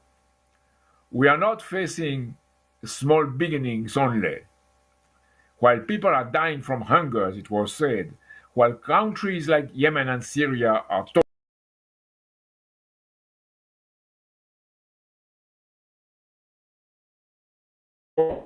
pandemics, our leaders turn their heads away, or worse, are part of the crimes. This has been stated better than I could do by our preceding speakers. The humiliation of the other has become a common bestial behavior. The financial great leap backward in the clutches of a green financial dictatorship has become the policy of the West, ineluctably leading, if enforced, due to the lack of physical economic developments, leading ineluctably to a policy which polite people call reduction of population and less polite people mass murders. More money has been issued in a few months in the United States than during 2 centuries of American history, and Japan, Western Europe, Latin America are going in the same direction, giving money to the money managers and not to productive investment. As a result, the present and the expected potential economic production in the future are not of world population. It is not a technical mistake, but a willfully destructive policy of an oligarchy to maintain its power against the interest of the other. Such an evil behavior leads to war. We mention here that Joe Biden, the president of the United States, dared to call the president of Russia a killer. To that, Dmitry Medvedev, deputy chairman of the Russian Security Council, answered, "I can only quote Freud, nothing in life is more expensive than illness and stupidity." At the same time, the United States announced their commitment to deploy mini nukes, lowering the nuclear war threshold. NATO deploys in Defender 2021 military exercises next to the Russian borders, and Jens Stoltenberg, NATO's General Secretary, calls for a global NATO extended into Asia, while the British government pursues the aggressive dream of a global Britain. Western policies are even worse towards China, as we all know. Secretary of State Antony Blinken, Secretary of Defense Lloyd Austin, and the entire Biden administration are openly calling for joint preparations for military confrontation with China. From all projects mentioned, and I want only to mention, because Helga Zepp-LaRouche mentioned these projects from the American administration, I want only to mention the present interim national security strategic guidance. All these are the same background of warmongering. A warmongering tone prevails with or over some hypocritical references of democracy or the responsibility to protect. We, of course, say no to all these threats. The dissolution of NATO to put all these imperial threats to an end has become mandatory. A circle of reflection of French interarms, composed of major retired generals, has called to stop the mad train of NATO before it's too late. But of course, much more is needed. We need a positive project that would create a reference for the whole world. Elgazep Larouche calls for this full mission: the immediate establishment of a modern healthcare system in every country of the world, the doubling of world agricultural production in order to eliminate hunger and poverty for a growing world population, the end of the casino economy through a global Glass-Steagall to separate the banks, a new Bretton Woods credit system to provide productive credit for investments in the real economy, the creation of 1.5 billion new productive jobs to rebuild the world economy after the pandemic and to seriously begin to overcome the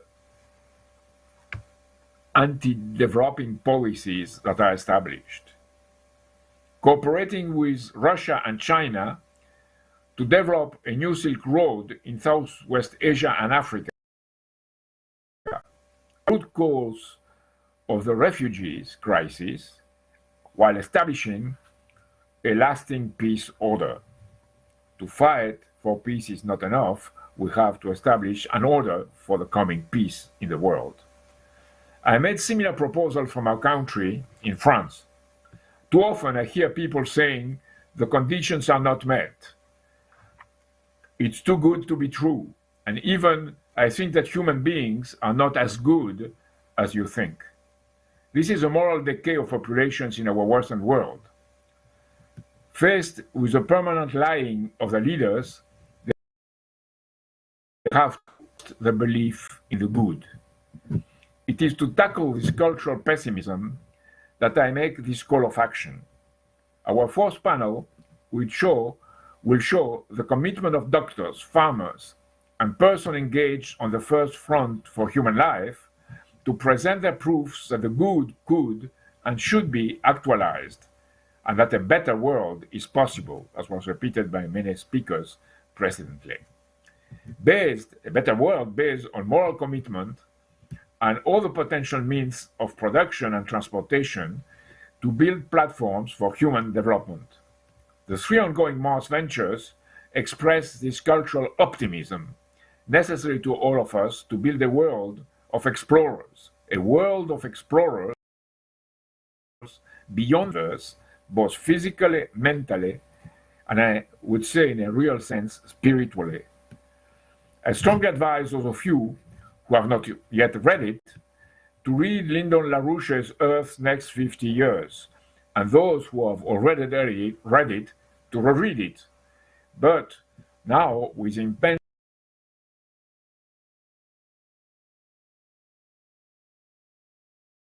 of your commitment to become more confident about your own powers. The battle for the future is not like a person or a lesson to be learned and followed, but a call for creation within our minds and for action on behalf of justice. Let me remind you of Plato's first book of the Republic, where he leads Glaucon, Polemarchus, and Thrasymachus to explore what justice is. He shows them that justice is neither to submit to public opinion and expect to trade advantages or to serve one's friends and harm one's enemies. It's neither that, nor to seek the advantage of the strongest, Thrasymachus. Socrates stresses the love of honor and money is considered as a shameful thing, and rightly so. And he adds that power is a necessary task not to find one's own advantage, but the advantage of the governed, and mostly of the weakest among them. This is what we have to mobilize ourselves for.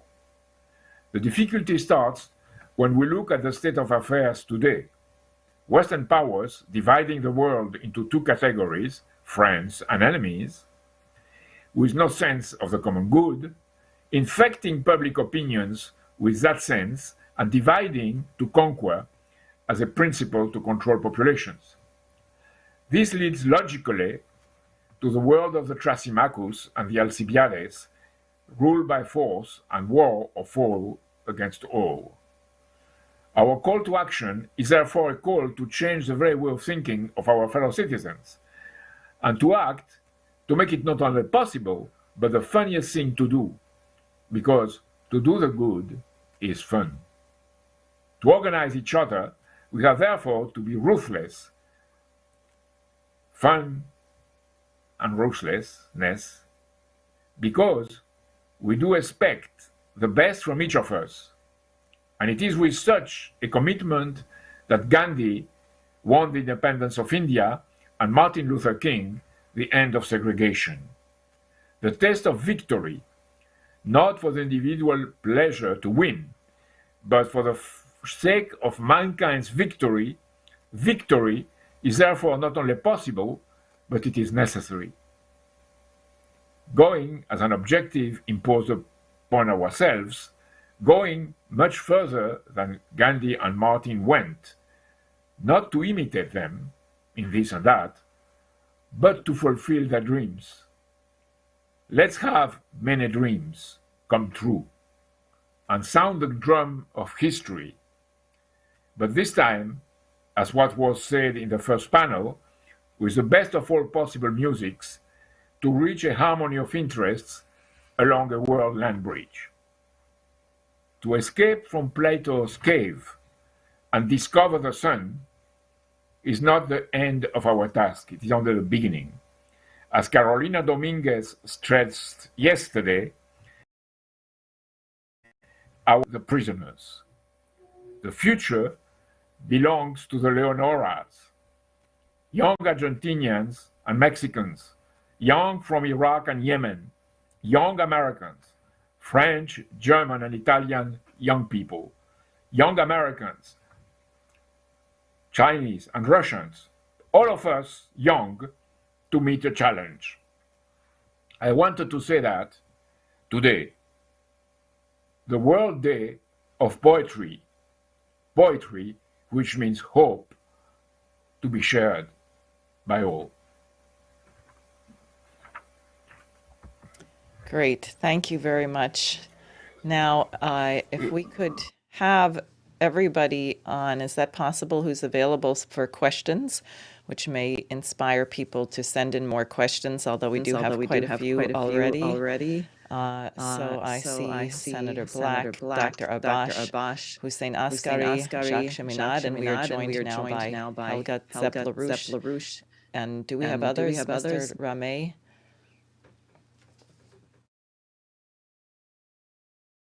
So we're getting the rest on. What I would like to do actually is ask Helga Zepp-LaRouche, the founder of the Schiller Institute and the convener of this conference, if she has some thoughts and comments that she would like to express now.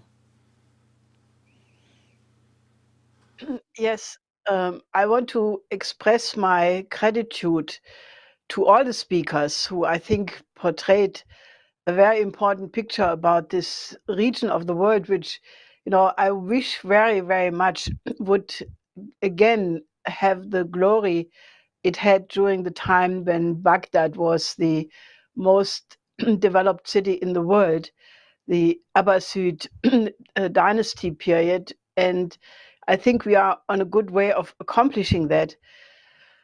But, I want to thank especially Senator Black and Ambassador Rambaud, because, what you said is so urgent to be heard.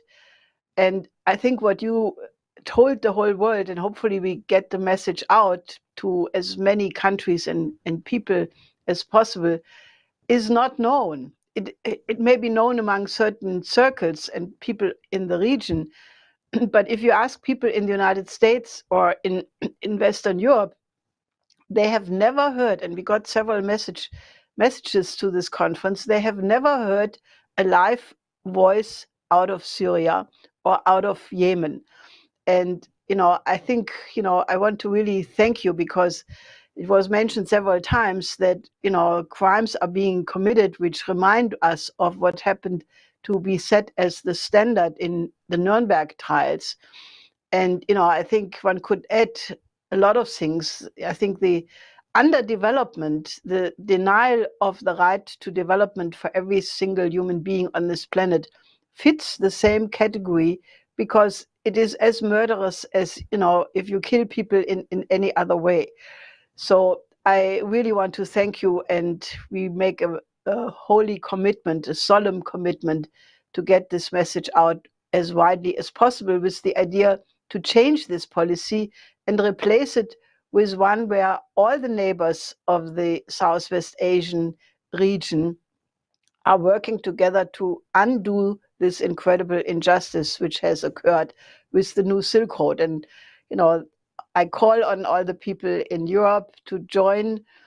Russia, China, India, Egypt, all countries should join hands and help in this development project, and then it can be done. So I also want to back up what Jacques said. We need a call to action and a big mobilization.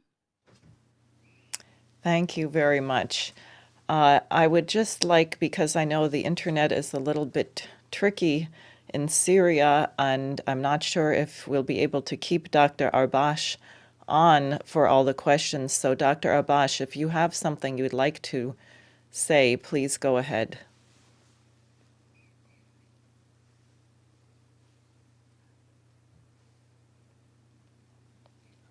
I'm not hearing you. Are you muted?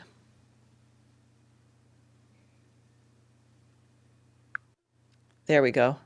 Good afternoon. Good afternoon. You heard me? Yes. Go ahead. Yes, thank you. No, I don't have any question, but I believe that everything is clear, and the caliber of the speakers and their word goes trying to the goal of your conference. In French, je suis ravi.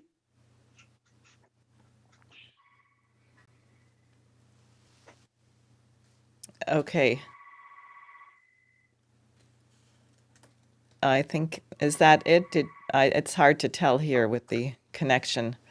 So if there's more or questions for you, we'll try again, but thank you very much. What I would like to do now is go to the first question, which I think could be answered by both Hussein Askari and Mr. Rameh. It comes from Mr. Saeed Mujtaba Ahmadi, who is the Deputy Chief of Mission from the Embassy of the Islamic Republic of Afghanistan in Canada. And he writes, number one, how could the United States develop a new post-pandemic strategy in coordination with the South and Central Asian countries to support political and economic stability and prosperity in this region? Helga may have some things to say about that also. And number two, what would be the role of major infrastructure projects to improve connectivity, foster socioeconomic development, and economic cooperation among the regional countries? So perhaps, Hussein, do you want to go first? I can start, but I think Mr. Ramay has more to say. Concerning what the United States and other Western powers can do in the region is actually, we don't need to reinvent the region or the mechanism. There is already a mechanism which is evolving. More and more nations are joining it, and it's the Belt and Road Initiative. Most countries around, including Afghanistan, almost every country in that region except for India, they have joined the Belt and Road Initiative. It's working, as Mr. Ramay explained for you about what's going on in Pakistan itself. So what is needed is that the United States and the EU join China, whether by joining the BRI formally or not, that there is already a method of work which is accepted by all nations as equals, and join that system without this supremacy complex, and admit that their policy was incorrect, as we have heard today.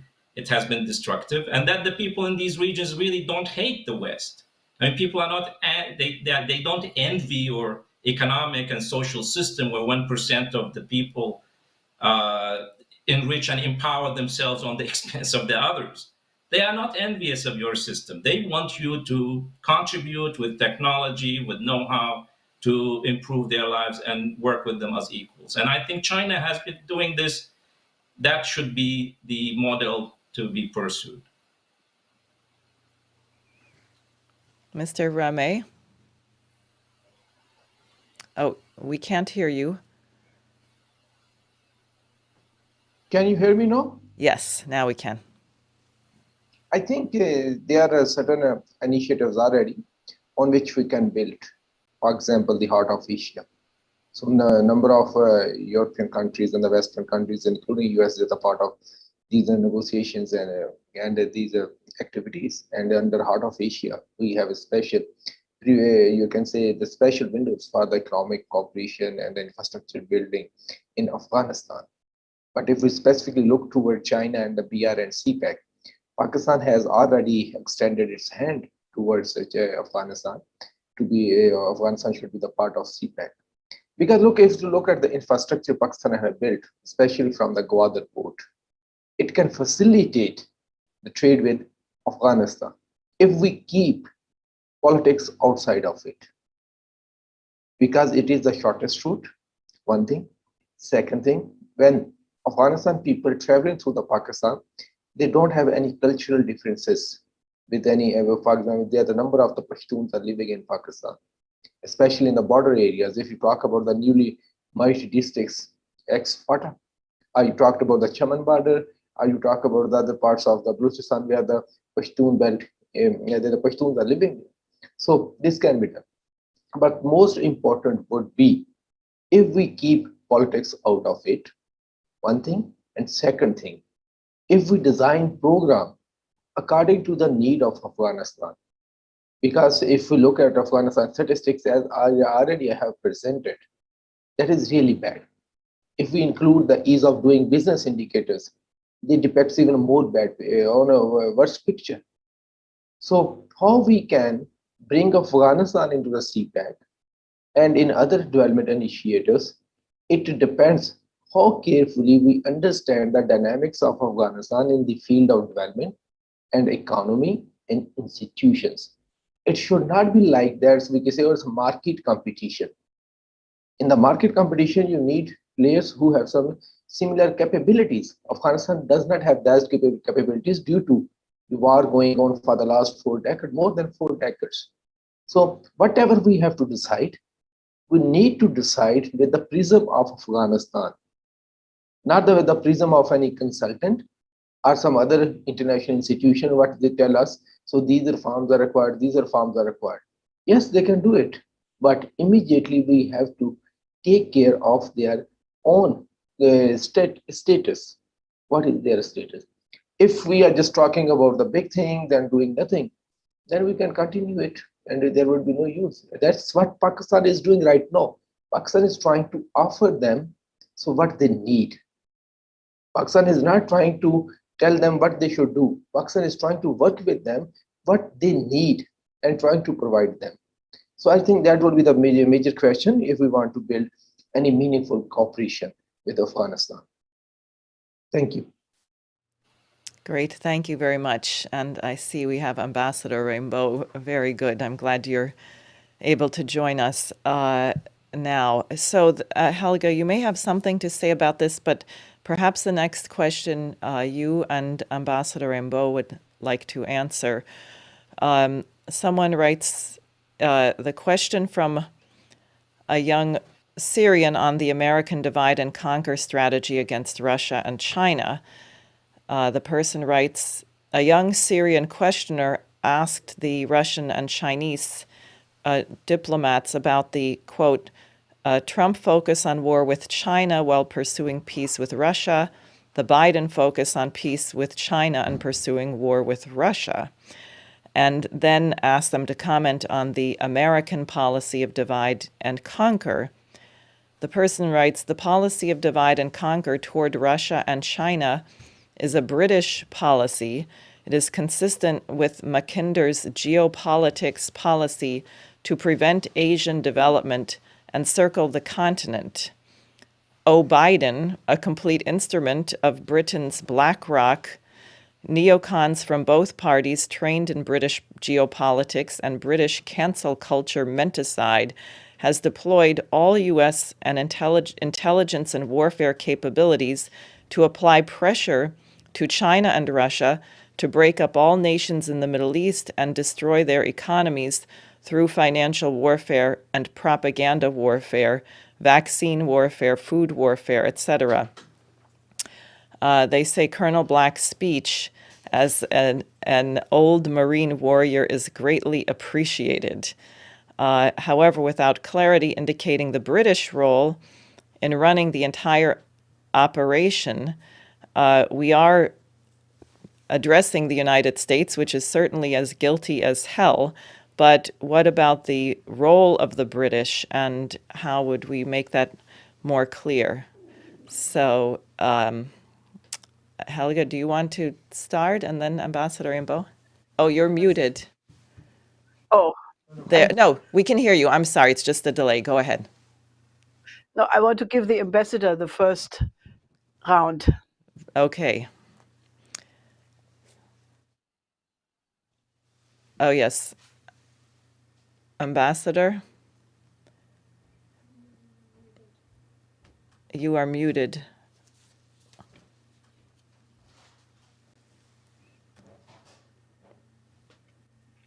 Ambassador Rimbaud, we cannot hear you.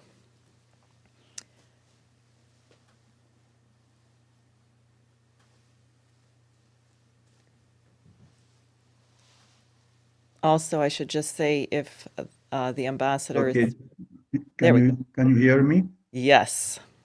Yeah. Yes, we can hear you. Yes. Okay. Well, I don't know what has technically happened, but anyway, there was something wrong in our connection. I think that so I listened to half the answer, but not the answer completely. So that I don't know what exactly it was between China and Russia and the U.S. policies with those two countries. Yes.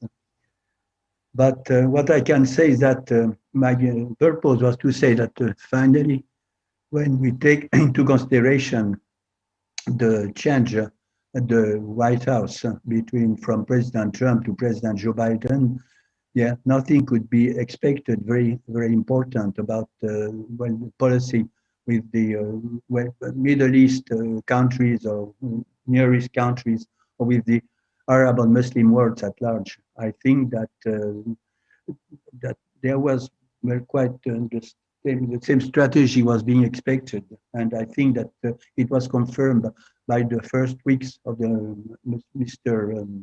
Biden mandate. About Russia and China, I think that the global result is the same.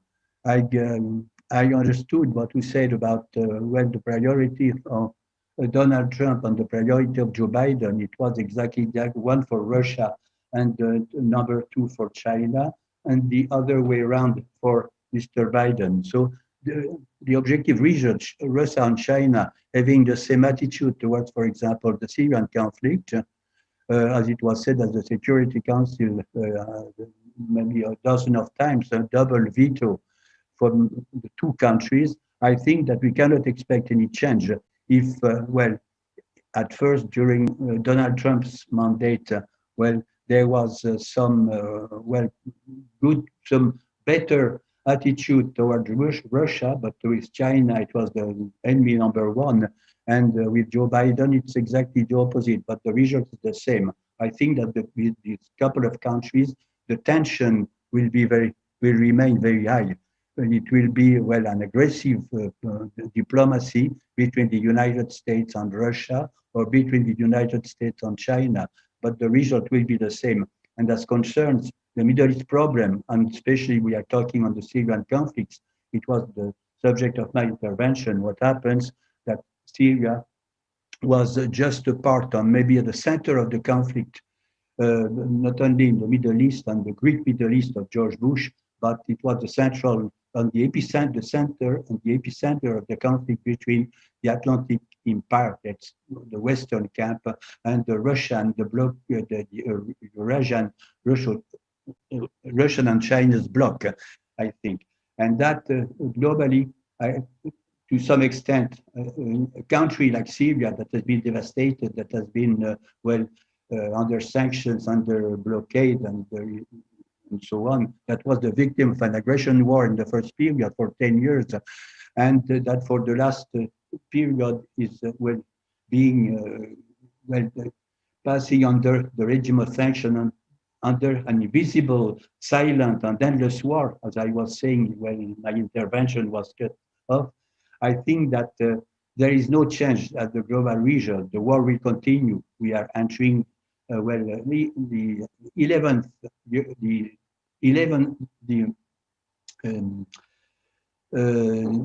year of the war, and Syria is being devastated more and more, and the Syrian people are living a real tragedy, being hungry and being not healthcare is not possible because of the sanctions, because of the embargo.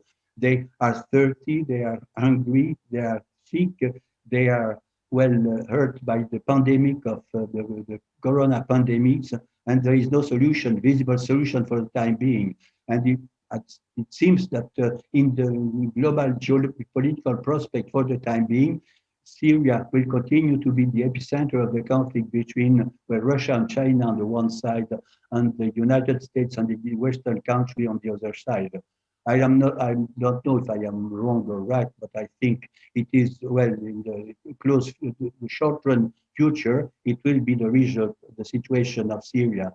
And about the details between China and Russia, Russia and China, I think the United States, apart from the change of president in Washington and the change of enemy number one, for Donald Trump and for Biden, I think that the result and the sanction for Syria will be exactly the same. And I think that the future of Syria won't be finally traced by the Western policy and the American policy. That is what I was wanting to say. I think that the solution in Syria will depend on the balance of forces, the geopolitical balance of forces, and the new geopolitical balance of forces between the Atlantic bloc and the Eurasian bloc for the time being. And I think that for the 10 years or a dozen of years, there have been a big change in this balance in favor of Russia and China, and against the Western and the American countries, the Western countries' forces. I think that the advantage is not in the same camp as it were 10 years ago when the war in Syria did start. That's what I was wanting as the first remark. I'm not very sure that I was very clear, but that was what I wanted to say. Good, thank you very much. I'm sure Senator Black has some thoughts on this as well, but Helga, do you want to go ahead and then? That the question about the role of the British is extremely important, because if you look at almost every conflict in the world right now, you find the footsteps and the fingerprints of the British. One must actually say that British intelligence is remarkably good in destruction. If you think about what they did in India, the Opium Wars, which the Chinese really had to wake up hard when the Hong Kong issue came up, or look at any conflict involving the Skripal affair, which the cui bono, and this was the hands of the British, the Navalny affair, the effort to topple Putin by, sponsoring this fake operation, which RT had this program showing that one of the campaign managers of Navalny spoke already several years ago with a British diplomat who was an MI6 agent, asking him for 10 or 20 million per year in order to organize street demonstrations in Russia. I could make the list longer and longer. But I think the lesson, and there I, politely disagree a little bit with the ambassador, that I think we cannot sit out the problem and wait until the balance of the power balance shifts in such a way that the ability of this British destabilization becomes less, because I think this is for a variety of reasons has incredible dangers. I think we have to really educate the world population to end geopolitics. Geopolitics is what caused 2 world wars, for which the British, by the way, had the main responsibility. I mean, we made a whole documentation of how the British manipulation of the landscape in the years between the ouster of Bismarck and the actual shots of Sarajevo, you can actually prove that this was a chess game manipulated by the British. Look at Sykes-Picot. Look at the great game of, the whole idea of geopolitics from Mackinder, which then was taken over by Haushofer. I think we need to write a story, a history about geopolitics and why we have to overcome it. How does it work? Every country has a conflict with some other country, a neighbor, and there are historical, ethnical reasons because wars happened, injustices happened, and this is being played upon. You can put your hands in the wound, like between India and Pakistan, the Kashmir issue. I mean, all of these things are being manipulated, and this is why we have been saying from the very beginning that the new Silk Road as a concept of the world land bridge, which brings development to all, is the only way how you can overcome geopolitics. Because how do you overcome the conflict between Japan and China or South Korea and China? Well, if you have a total development for the whole Eurasian land continent, including the Americas, including Africa, so that everybody has an advantage. But this needs to be put on the table as a totality. And, I think the lesson out of the pandemic and now the famine is that we have to organize, and that's what the Schiller Institute really wants to accomplish, that we put this idea of overcoming underdevelopment for everybody, for every nation on the agenda. And then, you can see that there would be an advantage even for, the United States, which the biggest problem obviously is the military-industrial complex, but they could change, they could retool, they could produce some useful things. So I think we need to have a world mobilization to have a new world economic order, and the blueprint for it is the world land bridge. That way you overcome geopolitics. And I think that has to, people have to understand that as long as they say this country is my enemy because they did this, and then the other one says, yeah, but you did that. That was the lesson from the Peace of Westphalia, where they said, for the sake of peace, we have to stop this, listing of crimes of the one side and the other side. And we should prove that Henry Kissinger was not only supporting this genocidal policy with his NSN 200 document in 1974, but he was also wrong when he said that the Peace of Westphalia does not apply to Southwest Asia. So we need to educate the population that geopolitics itself is the enemy, and it's a British concoction, and it should be put on the scrap heap of history for good. Thank you very much. And I will say, as a New Yorker, there's certainly a great deal that the United States could be spending money on, which would be very productive, like the infrastructure, which is disintegrating as we speak. Senator Black, do you have some thoughts about what's been raised so far?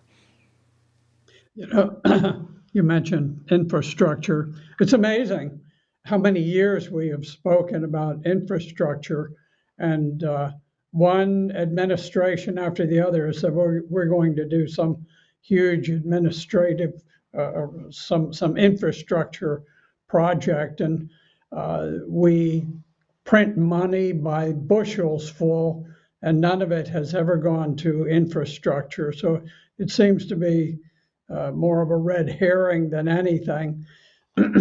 There's no doubt that the U.S.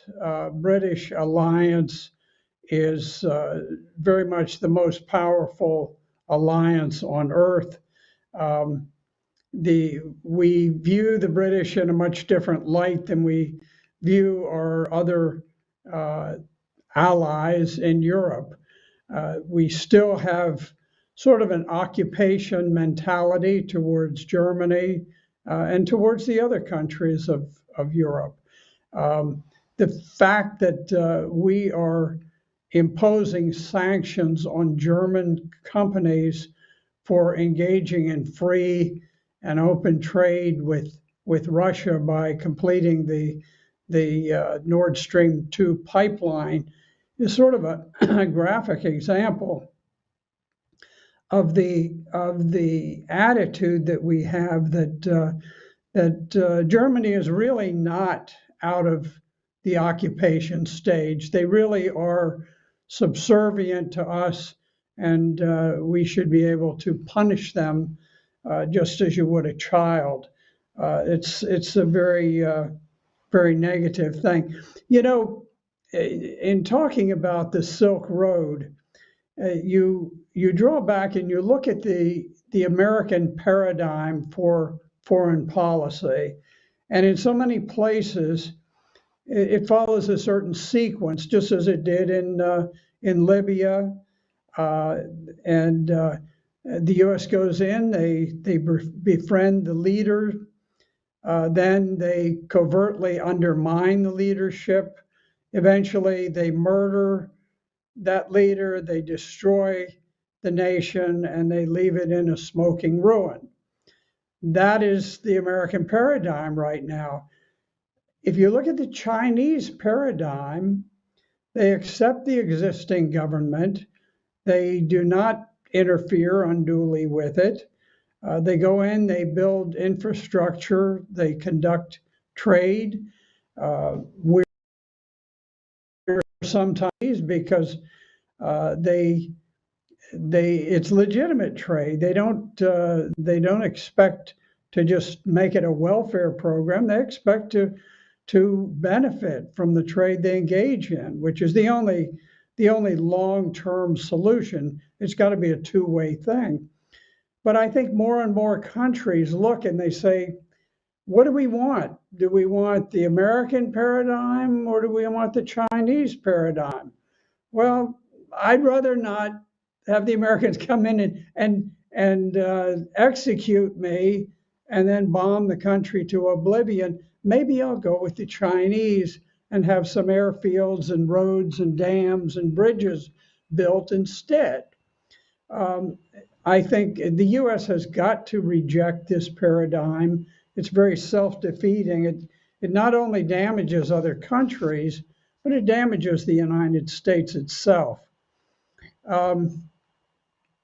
There is no evidence presently that suggests that the U.S. and NATO wish to ever see peace in the Middle East. I believe that perpetual war is now viewed as a means of weakening the Arab nations vis-a-vis Israel and Saudi Arabia, and this is what we intend to do. We have this covert alliance with terrorists, which seems to have had its genesis when we were trying to oust the Soviet Union from Afghanistan. At that time, we had under arms a radical jihadist army of 300,000 troops in the field under the direction and being armed by the Central Intelligence Agency. We eventually did drive the Soviet Union out, but in the process, we established a group of madrasas where we use Saudi Arabian imams to teach the most radical, bloodthirsty vision of Islam, not shared by other countries. And later, this gave rise to Al Qaeda, which attacked the Twin Towers and the Pentagon. So it's a failed strategy. And I think the US role in the world is changing. And somehow subtly, we can't just simply come out and say, well, we're not on top anymore. But I think we need to gradually begin to accommodate a multipolar world. The American monetary it's still quite dominant, and it's there's not a radical change, but there is slowly a weakening of the American dominance, which is what allows us to print money without any constraints. We're supporting a vastly bloated, corrupted, unsustainable military force. Oddly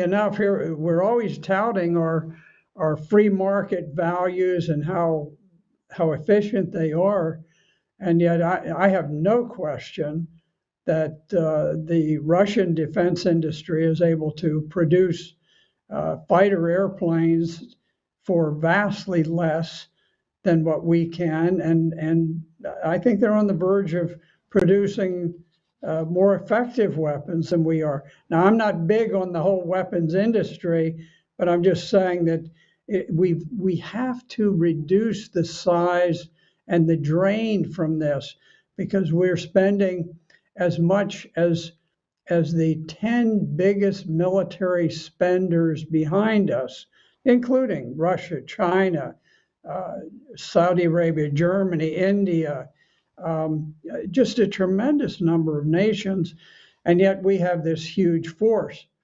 I think there's global discomfort over the US interference on the high seas, the fact that we have arrogated unto ourselves the entitlement of being able to pull over ships of other nations and confine their crews and the ships themselves and do what we would like with them. This type of thing used to be called piracy, and now we have a different patina on it. But I think there are a lot of countries that are not particularly fond of the fact that we allow ourselves to do something that, if another country did it, would be considered an act of war. I think there is anger over the unilateral sanctions that are being imposed, both on friends and foes. We, during the past 30 years, we have ramped up this regime of sanctions to where it's become almost out of control. It seems like anything that's introduced in Congress that has the name of sanctions will pass very quickly. People want to pound the table and we're going to punish this one. No, we're going to punish that one. Are approximately 30 countries right now that have some sort of export controls imposed on them. And I think what we have done with Nord Stream 2 by sanctioning companies that are servicing the completion of the last 1 or 2% of that pipeline, it's an outrage. It certainly belies the idea of any sort of an alliance of equals. And I think there is this gradual recognition among nations that the U.S. global dominance is gradually coming to an end. And I think it's important for us, rather than simply being intransigent and maintaining this dominance, this unipolar world at any expense, I think it's appropriate for us to do as other mature nations have done and to say, okay, there are changes afoot. It's time to accommodate. We now are going to have to resort more to diplomacy and less to bullying in order to manage our affairs with other nations. But I think what I'd very much like to see now, I'm a military man. I believe in having a very strong military, but it doesn't need to be nearly what it is.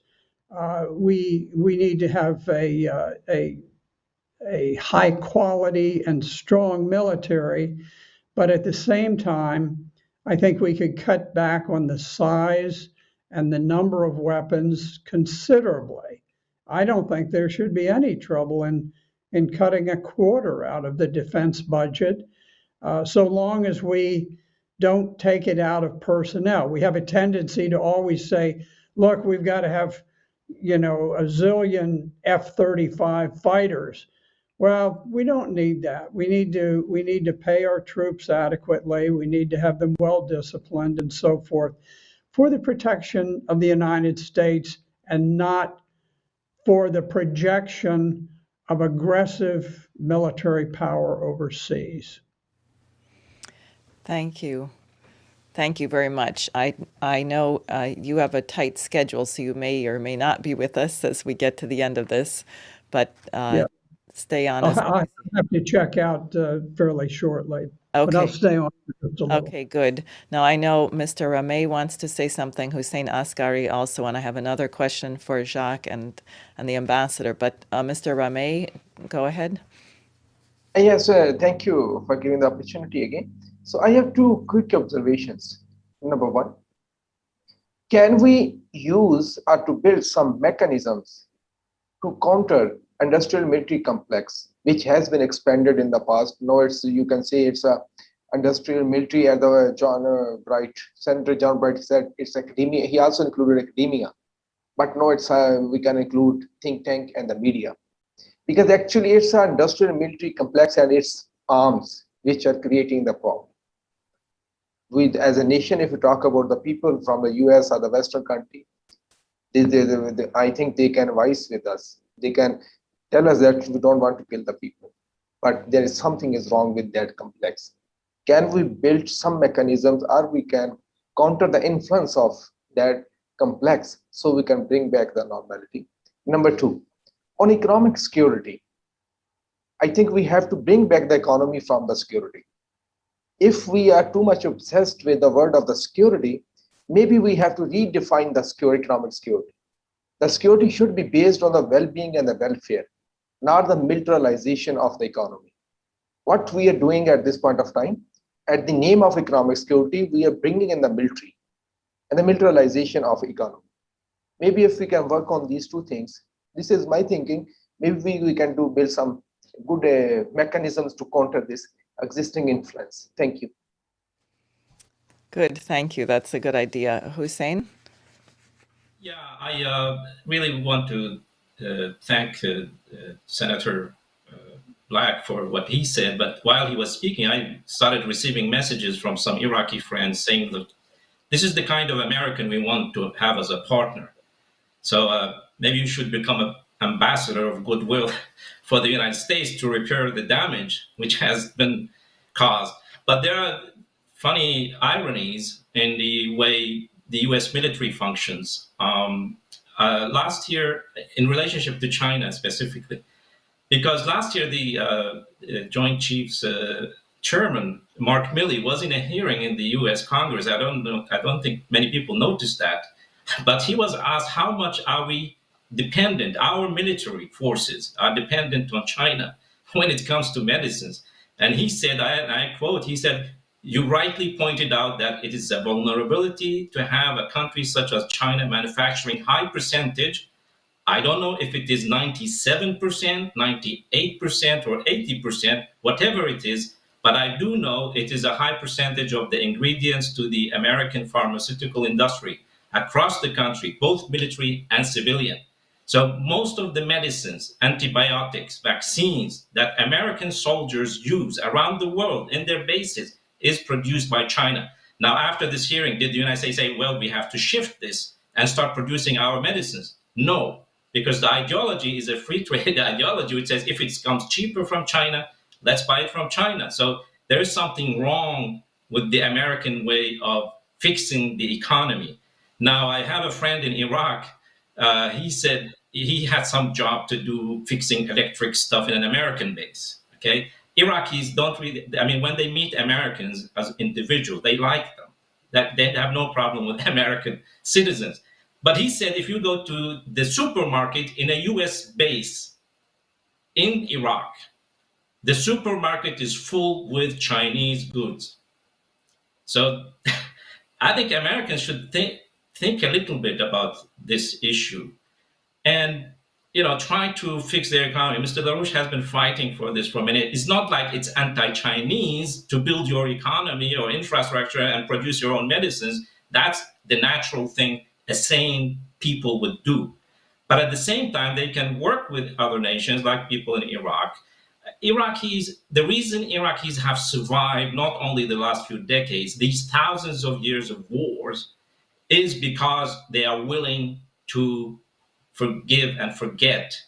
Maybe they will not forget everything that has happened to them, but they are willing to forgive if, on condition, they are provided with a future. The reason the Iraqis survive is that they are always thinking that tomorrow will be better.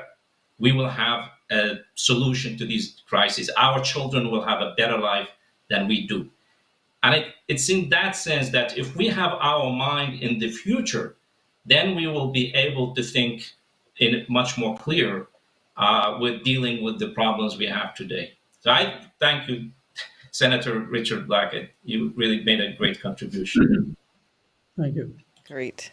Thanks. And I appreciate actually what you said, Hussein, about I think this is a cultural question, which we started to get at in the first panel yesterday, because I'm sort of amazed by the speakers we've had from Yemen, Syria, Iraq, and others, that they have this quality of optimism where we in the United States, and perhaps Western Europe as well, who have not nearly suffered the same hardship, are much more pessimistic about the ability to change the future. And I think that's something we should really think about. Now, this is a question for Jacques, and you may have other things you want to say as well, since you haven't spoken much thus far. But the question asks, has any European nation now distanced itself from the comments of President Biden, his attack on the president of the Russian Federation, Putin, as a killer? Is there any word from any European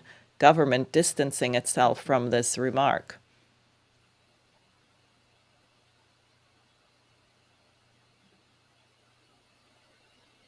I don't hear you. Yes, there we go. It is a very, very important question that you asked, and I will take it in a certain more in-depth way, because I think it's very important to understand that. It's a difference between an empire and a republic. If you look at what an empire is, and this is part of all the things we have discussed, an empire has no constitution, it has no principle, it has rules based on habit and based on conservation of things.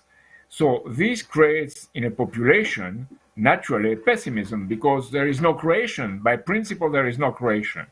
And the expertise in an empire is not based on searching the truth, but on establishing the causes logically of an already existing universe.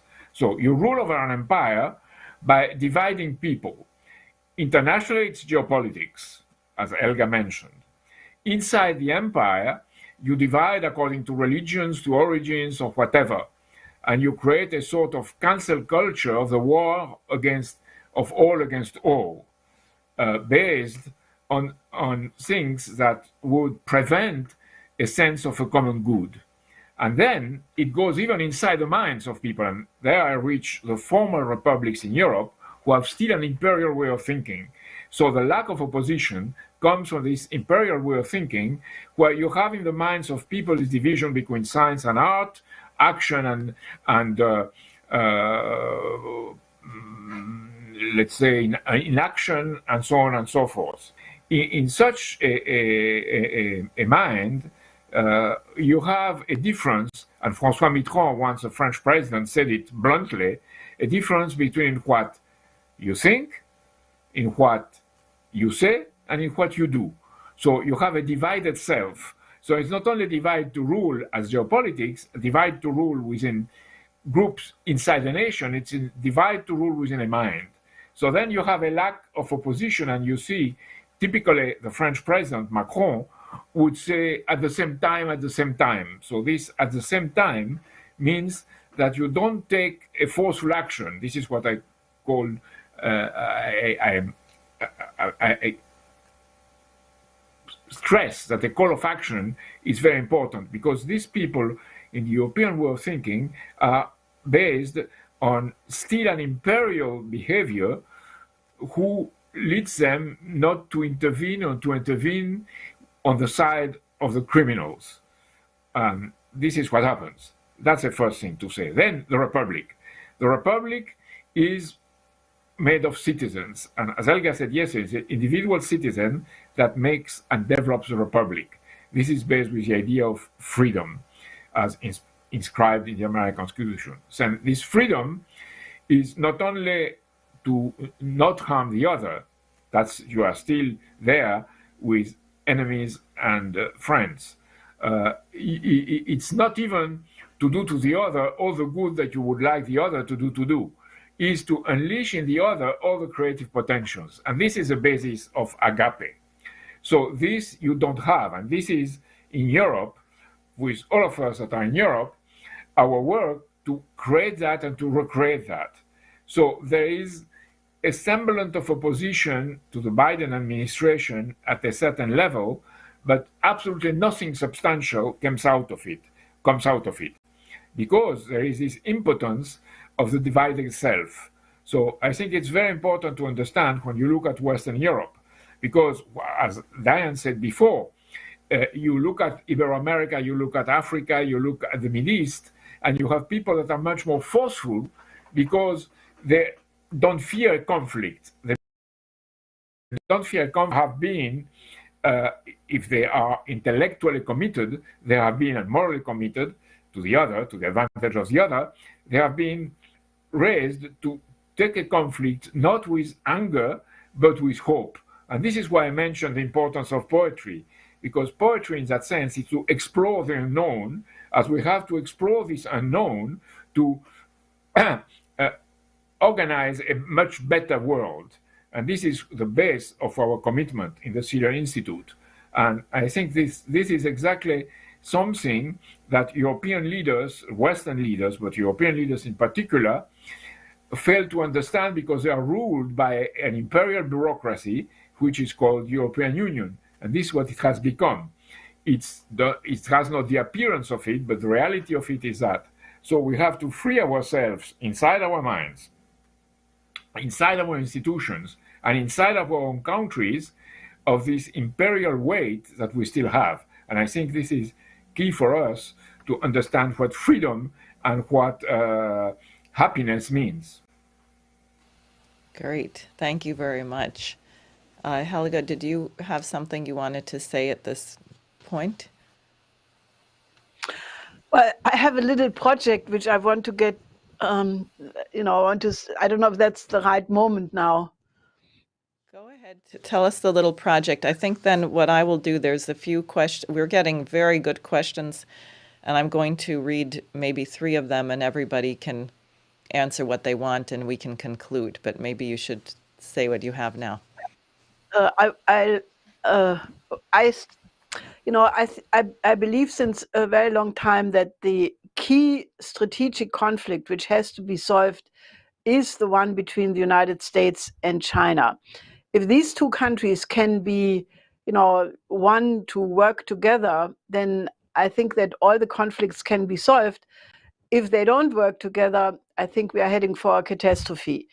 Now, a couple of weeks ago, decided to launch a little initiative, like a call or an appeal to China experts from all over the world, people who know China either from their own experience because they worked there or lived there or had business there, and they should sign a little appeal. And I would like to read it, and if you could put it please up, put it up on the screen. It's very short. A declaration of China experts from all over the world. For some time, an international anti-China campaign has escalated where think tanks, mainstream media, and strategic reports of all sorts paint a picture of China and its alleged intention, which simply is not true and is extremely dangerous. An enemy image is being projected that in the worst case leads to war. We, the signers, all have direct experience with China, be it that we have lived or worked there or from repeated travel over longer periods of time, could thus follow how Chinese society has transformed itself in an unprecedented way since the trauma of the Cultural Revolution. Thanks to a policy focused on the welfare of the population by the state leadership of the People's Republic and an extraordinary hard work of the Chinese people, 850 million people could be freed from poverty, with the result that the population is fundamentally more optimistic about the future than the West, where poverty is increasing as a consequence of the neoliberal policies. Trust in the government is substantially greater than by us, a trend illustrated and strengthened by the effective way China brought under control the COVID-19 pandemic. China is a 5,000-year-old culture nation leading until the 17th century in technology, and it is thus not surprising that China today, with a population of 1.4 billion people, strives for an equal place on the world stage.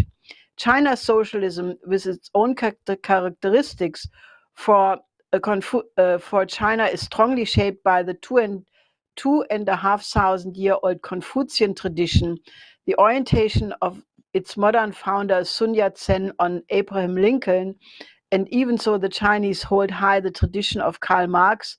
Their current economic system is more influenced by the American system of Alexander Hamilton and Friedrich List, the most famous non-Chinese economist in China. China learns from the best. China has a rich culture of philosophy, poetry, painting, architecture, and wonderful folk music.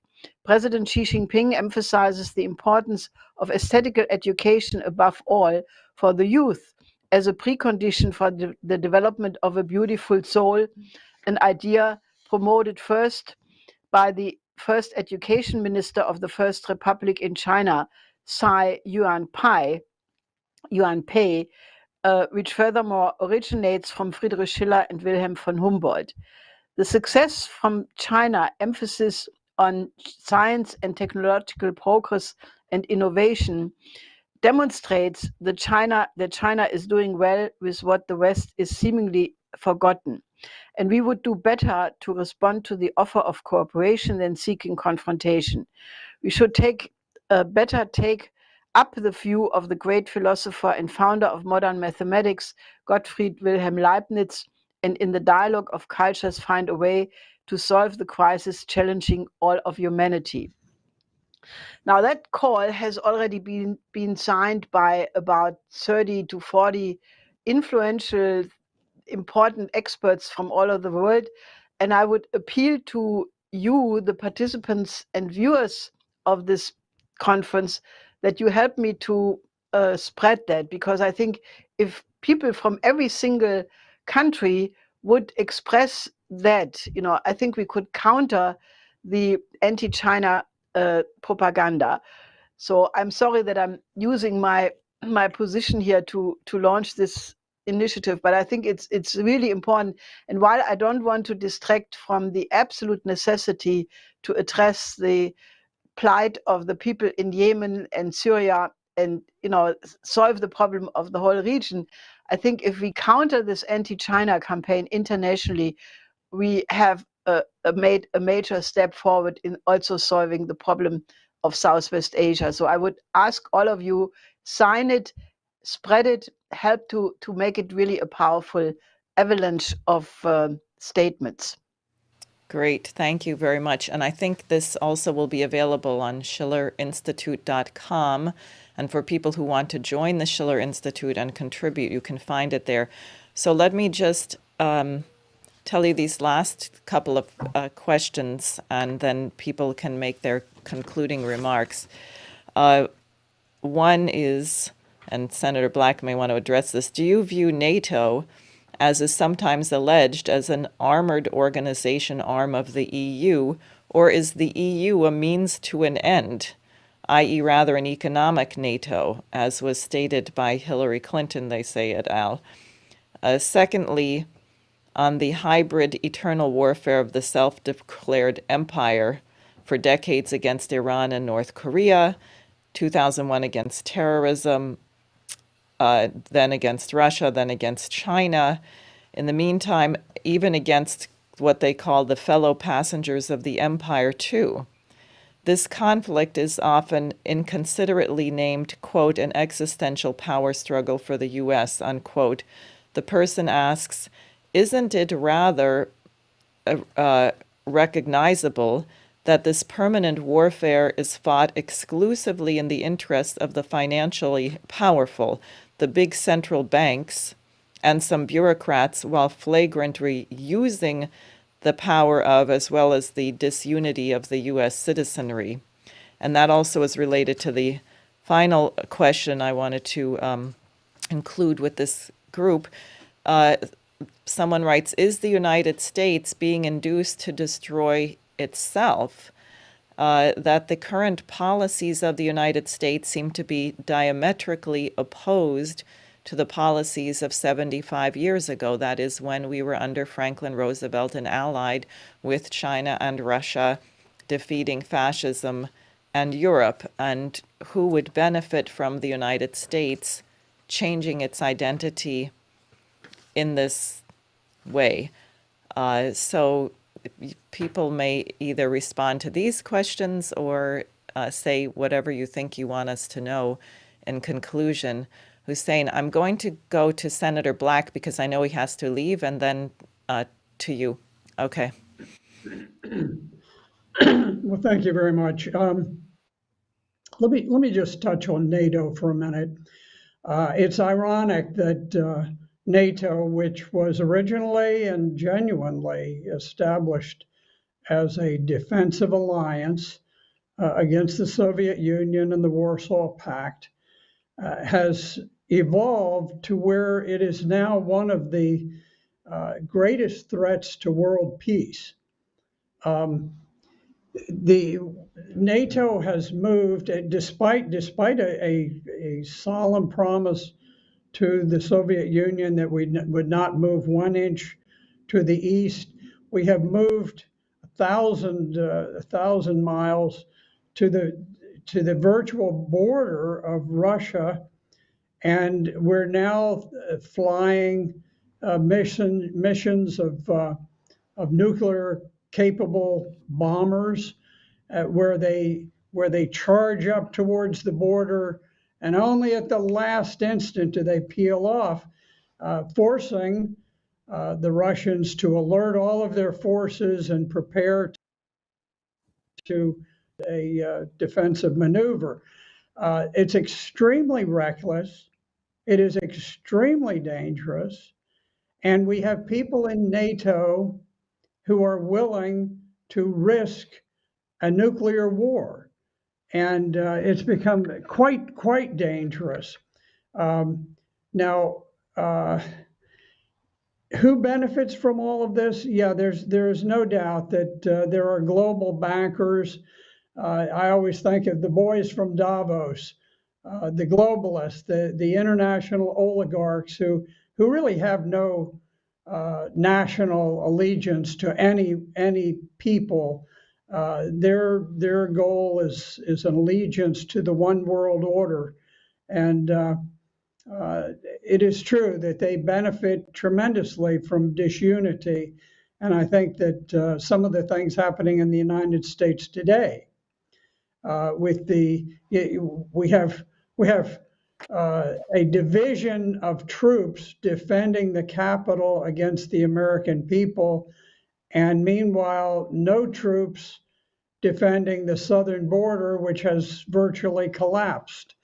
And I think there is a plan to basically reduce nations, and particularly the United States, to groups of squabbling, bickering individuals and nationalities and religions and so forth, to where the people can never be a countervailing force against evil.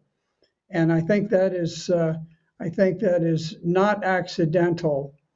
And I think it does lead towards the ultimate self-destruction of the United States. And I suspect that similar things are happening to the nations of the European Union, where all of the defenses of the individual countries making up the EU have been abolished by the bureaucracy in Brussels. And the people have no voice in their government any more than today. The people of the United States have very little confidence in our elections any longer, very little ability to influence our government in any way. I want to go back to just one thing and then I'll conclude, but someone mentioned, what do we do with the military industrial complex, which is so vast and powerful? The only possibility that I see is under the current administration to set up a tension between funding increased military expenditures and the desire perhaps to actually carry out this infrastructure project. The only way that you have any chance of diminishing the military industrial complex is to set it in competition with another political force. And the political force would be infrastructure and the building of roads, dams, bridges, highways, railways, this type of thing. I would like to see that attempted. I would like to see the Biden administration seriously consider instead of the continuing warfare in the Middle East and in Africa, to draw back and to use those funds for construction within the country. And I think there is some possibility of doing that. And who knows, there might be some way that we could make a proposal through the Schiller Institute to do something like that. But I just throw that out as a possibility. Unless there is a countervailing political force, the military-industrial complex will continue to be utterly dominant in American foreign affairs. Thank you. And thank you very much for having me. I'm going to have to sign off now, but I very much appreciate the remarks of all of your guests here. They have certainly enlightened me, and my prayers are always with the people of Yemen, that Saudi Arabia and the United States will eventually stop the utterly criminal war against the people of Yemen. And likewise, we have made war on Iraq for 30 years, starting with the Gulf War in 1990. Time to end it. We talk about the 30 years war in Europe. we've now fought the 30 years war in the Middle East, and it's time for it to come to an end. We need to pull people out. We need the Iraqis to stand up an independent government without the heavy hand of the United States. So anyway, God bless all of you. My best wishes, and thank you very much, Helga, for putting this on. Thank you. Thank you so much. Okay, Hussein Askari. Okay, I find it challenging to say anything meaningful after what Senator Richard Black just said. But I want just to remind people of one thing and also conclude by that. There was Mr. Lyndon LaRouche, the late Mr. Lyndon LaRouche. He produced I'm talking about the endless wars. He produced a video in 1999. I very clearly remember that day also. It's called Storm Over Asia, in which he warned that there might be a series of wars launched along all over Eurasia. But he said that conventional wars has become obsolete. You can no longer win conventional wars. The only way you win a war today, unfortunately, is by using nuclear power, the nuclear weapons. So he not only is warning against that, so we can have demonstrations in the streets against these wars, but he at the same time developed an economic alternative to this, which we now call the New Silk Road, the Eurasian Land Bridge, but also for the reconstruction of the US economy itself. So therefore, rather than using a lot of our energy and time trying to figure out who's behind the wars, and I mean, it's important, everything, but we need to equally think about learning about economics, as Mr. LaRouche has taught us, and try to get it to the people, but also educate other people, especially young people, but even people in power. Because one good thing about human beings is they can change. Nobody will be evil forever or stupid forever. They can improve and they can change. And therefore, it's very important that we learn these things and be able to deliver it to others. I think one of the reasons that we have, not only by myself in Iraq, I mean, I know many Iraqis, some of them we became friends now. They are activists, but they're on social media. They're not in power. One of them is even called Karim Silk, because he talks so much about the Silk Road, trying to educate people in Iraq about Silk Road. But what they appreciate most, those young people in Iraq and others talk to, is the optimism that is generated by understanding how real economics work, how to build a nation, how to sustain a development process. Where does wealth come from, which is the human mind? These things is giving an enormous injection of optimism to those people in Iraq I talked to, and I'm sure the same applies to other places. Now, there are some young people who told, look, we should overthrow this government. They're working against the Silk Road. I said, look, you stop this regime change nonsense. You cannot. You have to educate yourself. That's how you take power in your country. And I'm willing to help you understand these things, but also you can educate your politicians, your leaders, and others in these things. And I think it's very important, even for people in the United States. I was very happy to hear the discussions going on in Ibero-America in yesterday's, that all this education going on, because that would be extremely important for the American people to shift this terrible destructive culture. And the same applies to Europe, I think. So I think that's what I would like to conclude with. Great. Thank you very much, Ambassador Raimbeau. Thank you. And I'm glad you are with us. And I'd like to apologize again for the problems that erupted during your prepared speech. Thank you very much. No, don't worry. Just a few remarks, two remarks, and before ending my intervention.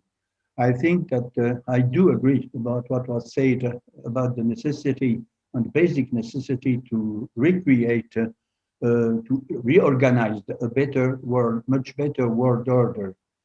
Of course, it is true, but I think that we cannot we cannot do that and realize this, reach this goal without creating a new international law. Because the problem, if you happen to listen, for example, if you happen to listen a meeting of the Security Council of the United Nations, and when you hear the delegates of the Western countries on the one side, on the one hand, and for example, the Russian delegate on the Russian or the Chinese ambassador on the other side, you have no common viewpoint, you have no common background. I think we have the impression that those five permanent members of the Security Council of the United Nations don't live in the same world. They don't speak about the same thing. The speech is quite different, not only in the contents, but about the basis. There is no international law anymore. For me, it is obvious, and we need to recreate an international law, because we cannot continue and create a consensus between, well, the big powers in the world, even taking into account the new political balance, geopolitical balance in the world, without creating this new order that was existing at the time of the Cold War. I am not nostalgic of the Cold War, but I think that there was some kind of balance and some kind of common understandings to avoid war. For the time being, we cannot. And I think that the first victims are the countries, the Arab countries, the Muslim countries, for example, as Iraq, Syria, Yemen, Libya, I don't know what, Saudi Arabia, other countries in the region, and for example, that are the victims of this tension, permanent tension without, well, the two blocks that I have mentioned. I think that geopolitical balance is very, very important, but the new political order in the world does need to create or to recreate a new international law, because we have no, when we say, we know that President Biden, for example, accused President Putin to be a killer, to be a murderer, or to be a criminal head of state. I think that it was not possible when there was an international law, because international law is not only law, but it's a kind of language, political language, the customs, the behaviors, and I should say, the courtesy, the protocol, what can be said and what cannot be said. And I think as far as we have not recreated this common understanding between the nations, there will be no peace in the world. No military solution, but a political solution, up to the diplomats to create a new political world, not to the military and to the armies, because the tension will be permanent. For the time being, it is not possible because there is no common understanding. This is the reason why I think that the geopolitics is not, well, a kind of entertainment for intellectuals. It's a reality, because it's just the policies of geography. Of course, the policies of the country is duly related to their geographical position on Earth. You have not the same policies you have in the United States, that is very far from the theater, for example, from the Middle East, that have not suffered well the world wars or even the warfare in its lands. But I think that for the European countries, they should be more attentive to this problem. But in fact, for ideological reasons, I think that the Western countries, the Western European countries, are very well close to the United States they are linked together by ideological links, and they cannot get far very much from the US positions.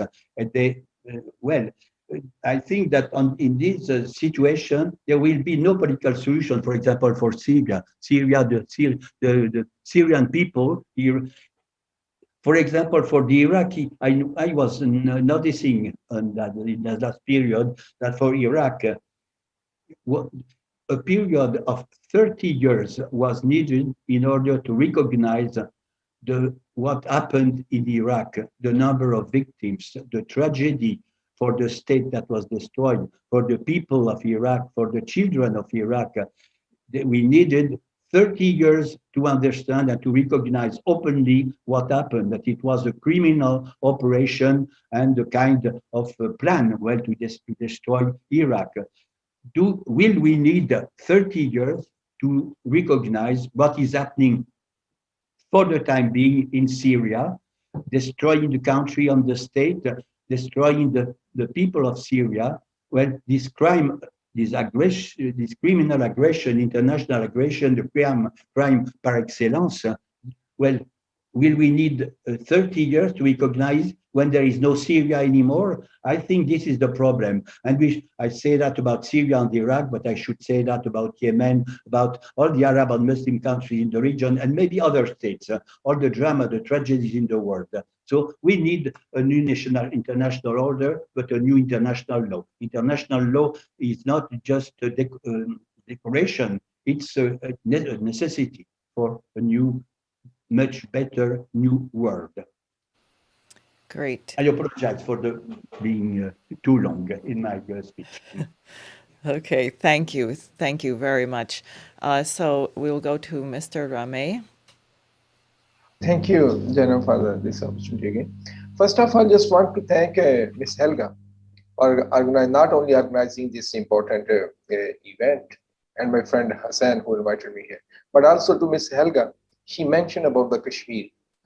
I think Kashmir is a big tragedy nobody is talking about right now. Where the 80 million people has been confined in their homes. So that is a huge, there is a huge human rights violation is going on. So maybe we need, as Ambassador was talking about, 30 years to recognize the problem. So that would be the problematic. Again, no, I will end by talking a little bit more about, already have spoke about economic security. That is very important area to break the complex, because this is an area where they play with the common people. They say your economy is in danger. So we have to do something militarily to control something. So they use it to frighten the people. Rather than to do something for their people, they try to blame other people, like what was going on in France on the Yellow Vest movement. What was the output? The media ignored it at a larger extent. They just tried to keep it low at the lower level. So again, they were blaming it to some other body. So CPEC, which is China-Pakistan Economic Corridor, again, the hostage, you can say the victim of this logic of economic security. It has been presented to the different countries. Look, if the CPEC will be completed, your economic security will be at the stake. That is not the case. Actually, CPEC is an opportunity to connect. It is an opportunity to help Pakistan, which is ally of war for the last 4 decades. We sacrificed for this alliance for the last 4 decades. Even after the war on terror, we lost more than 70,000 people. We also, you can say, bear the loss of $120 billion to our economy. But still, if something is happening, you are criticizing it at the name of economic security of your own self-defined parameters. The CPEC is also an opportunity for Afghanistan. As I presented already, Afghanistan is really in the help of economic help, which can create economic opportunities, not aid. Because there are the 30 million people, you cannot give the aid to the 30 million people. You need economic opportunity. That's why I was talking about Afghanistan integration, rehabilitation project, economic project. So we need to talk about that. For that purpose, to break the nexus or to weaken the nexus, we have to bring back economies from the jaws of the security or the military. We have to bring back it to the welfare and the well-being, as China did. Look at the China. In the last 4 decades, they brought out more than 750 million people out of poverty, because their economic security was defined on the basis of well-being and the welfare of people. Not only economic security was defined on the military terminology. So this is a stark difference. And think that is the same reason industrial military complex is against the China, because the China is not providing them the same opportunities which they can have the opportunity from other parts of the world. So I will conclude here. We have to bring back economic security from the jaws of military and the security domain. We have to refocus economic security in the term of welfare, and the well-being of people. Thank you so much. Thank you. Thanks for your participation. So we will go to Jacques Cheminade and then to Helga. Jacques, I have to say some people were rather provoked by your discussion of the division of the self, division of the mind. So I don't know if you're planning to say anything about that, but if you are, it'll be appreciated. Well, our problem and our enemy is the British thing in an Anglo-American form, which is an occupying force, including against the British people.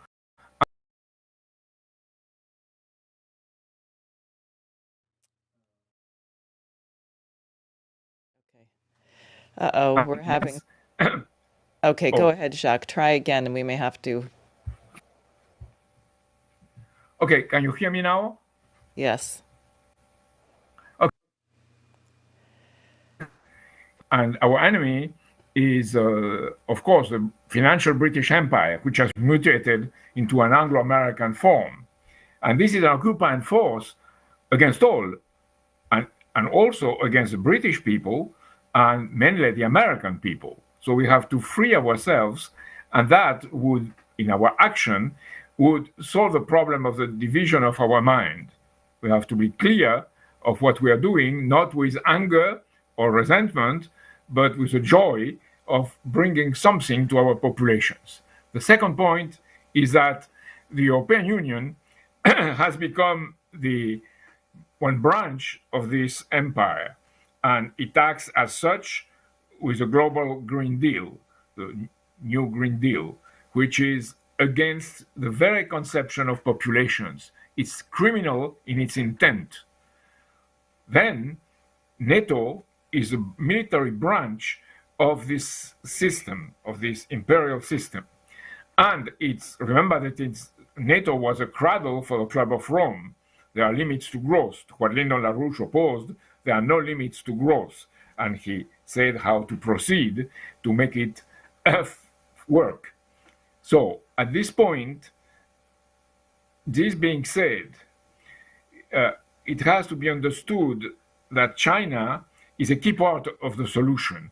And the Helga's declaration is key, including for Southwest Asia, because to give justice to China is to give justice by the same token to the Middle East, and what Hussein brought and what was developed by our speakers from that region, it's now very clear. So what happens for us Western countries? Our countries should change because we are part of the problem. So the solution is to uproot the evil planted in us by this empire notion.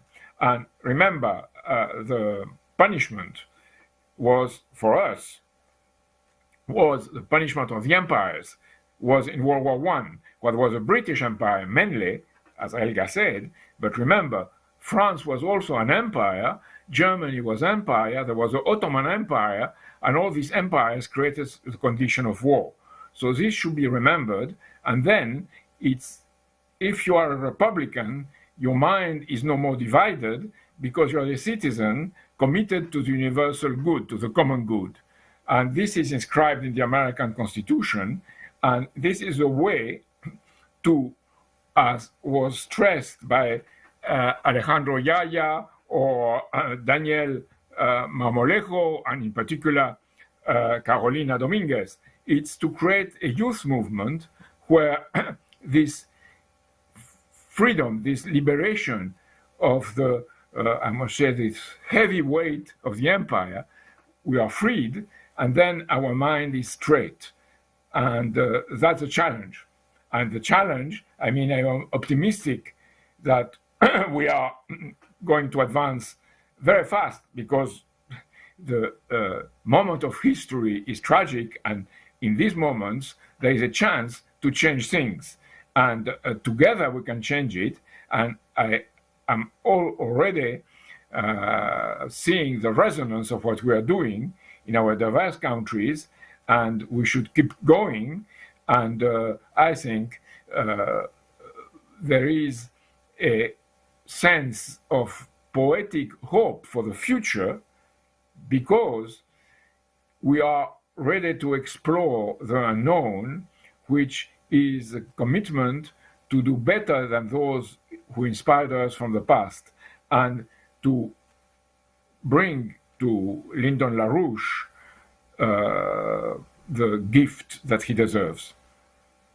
Great, thank you very much. So now we will go to Helga and let her conclude this panel.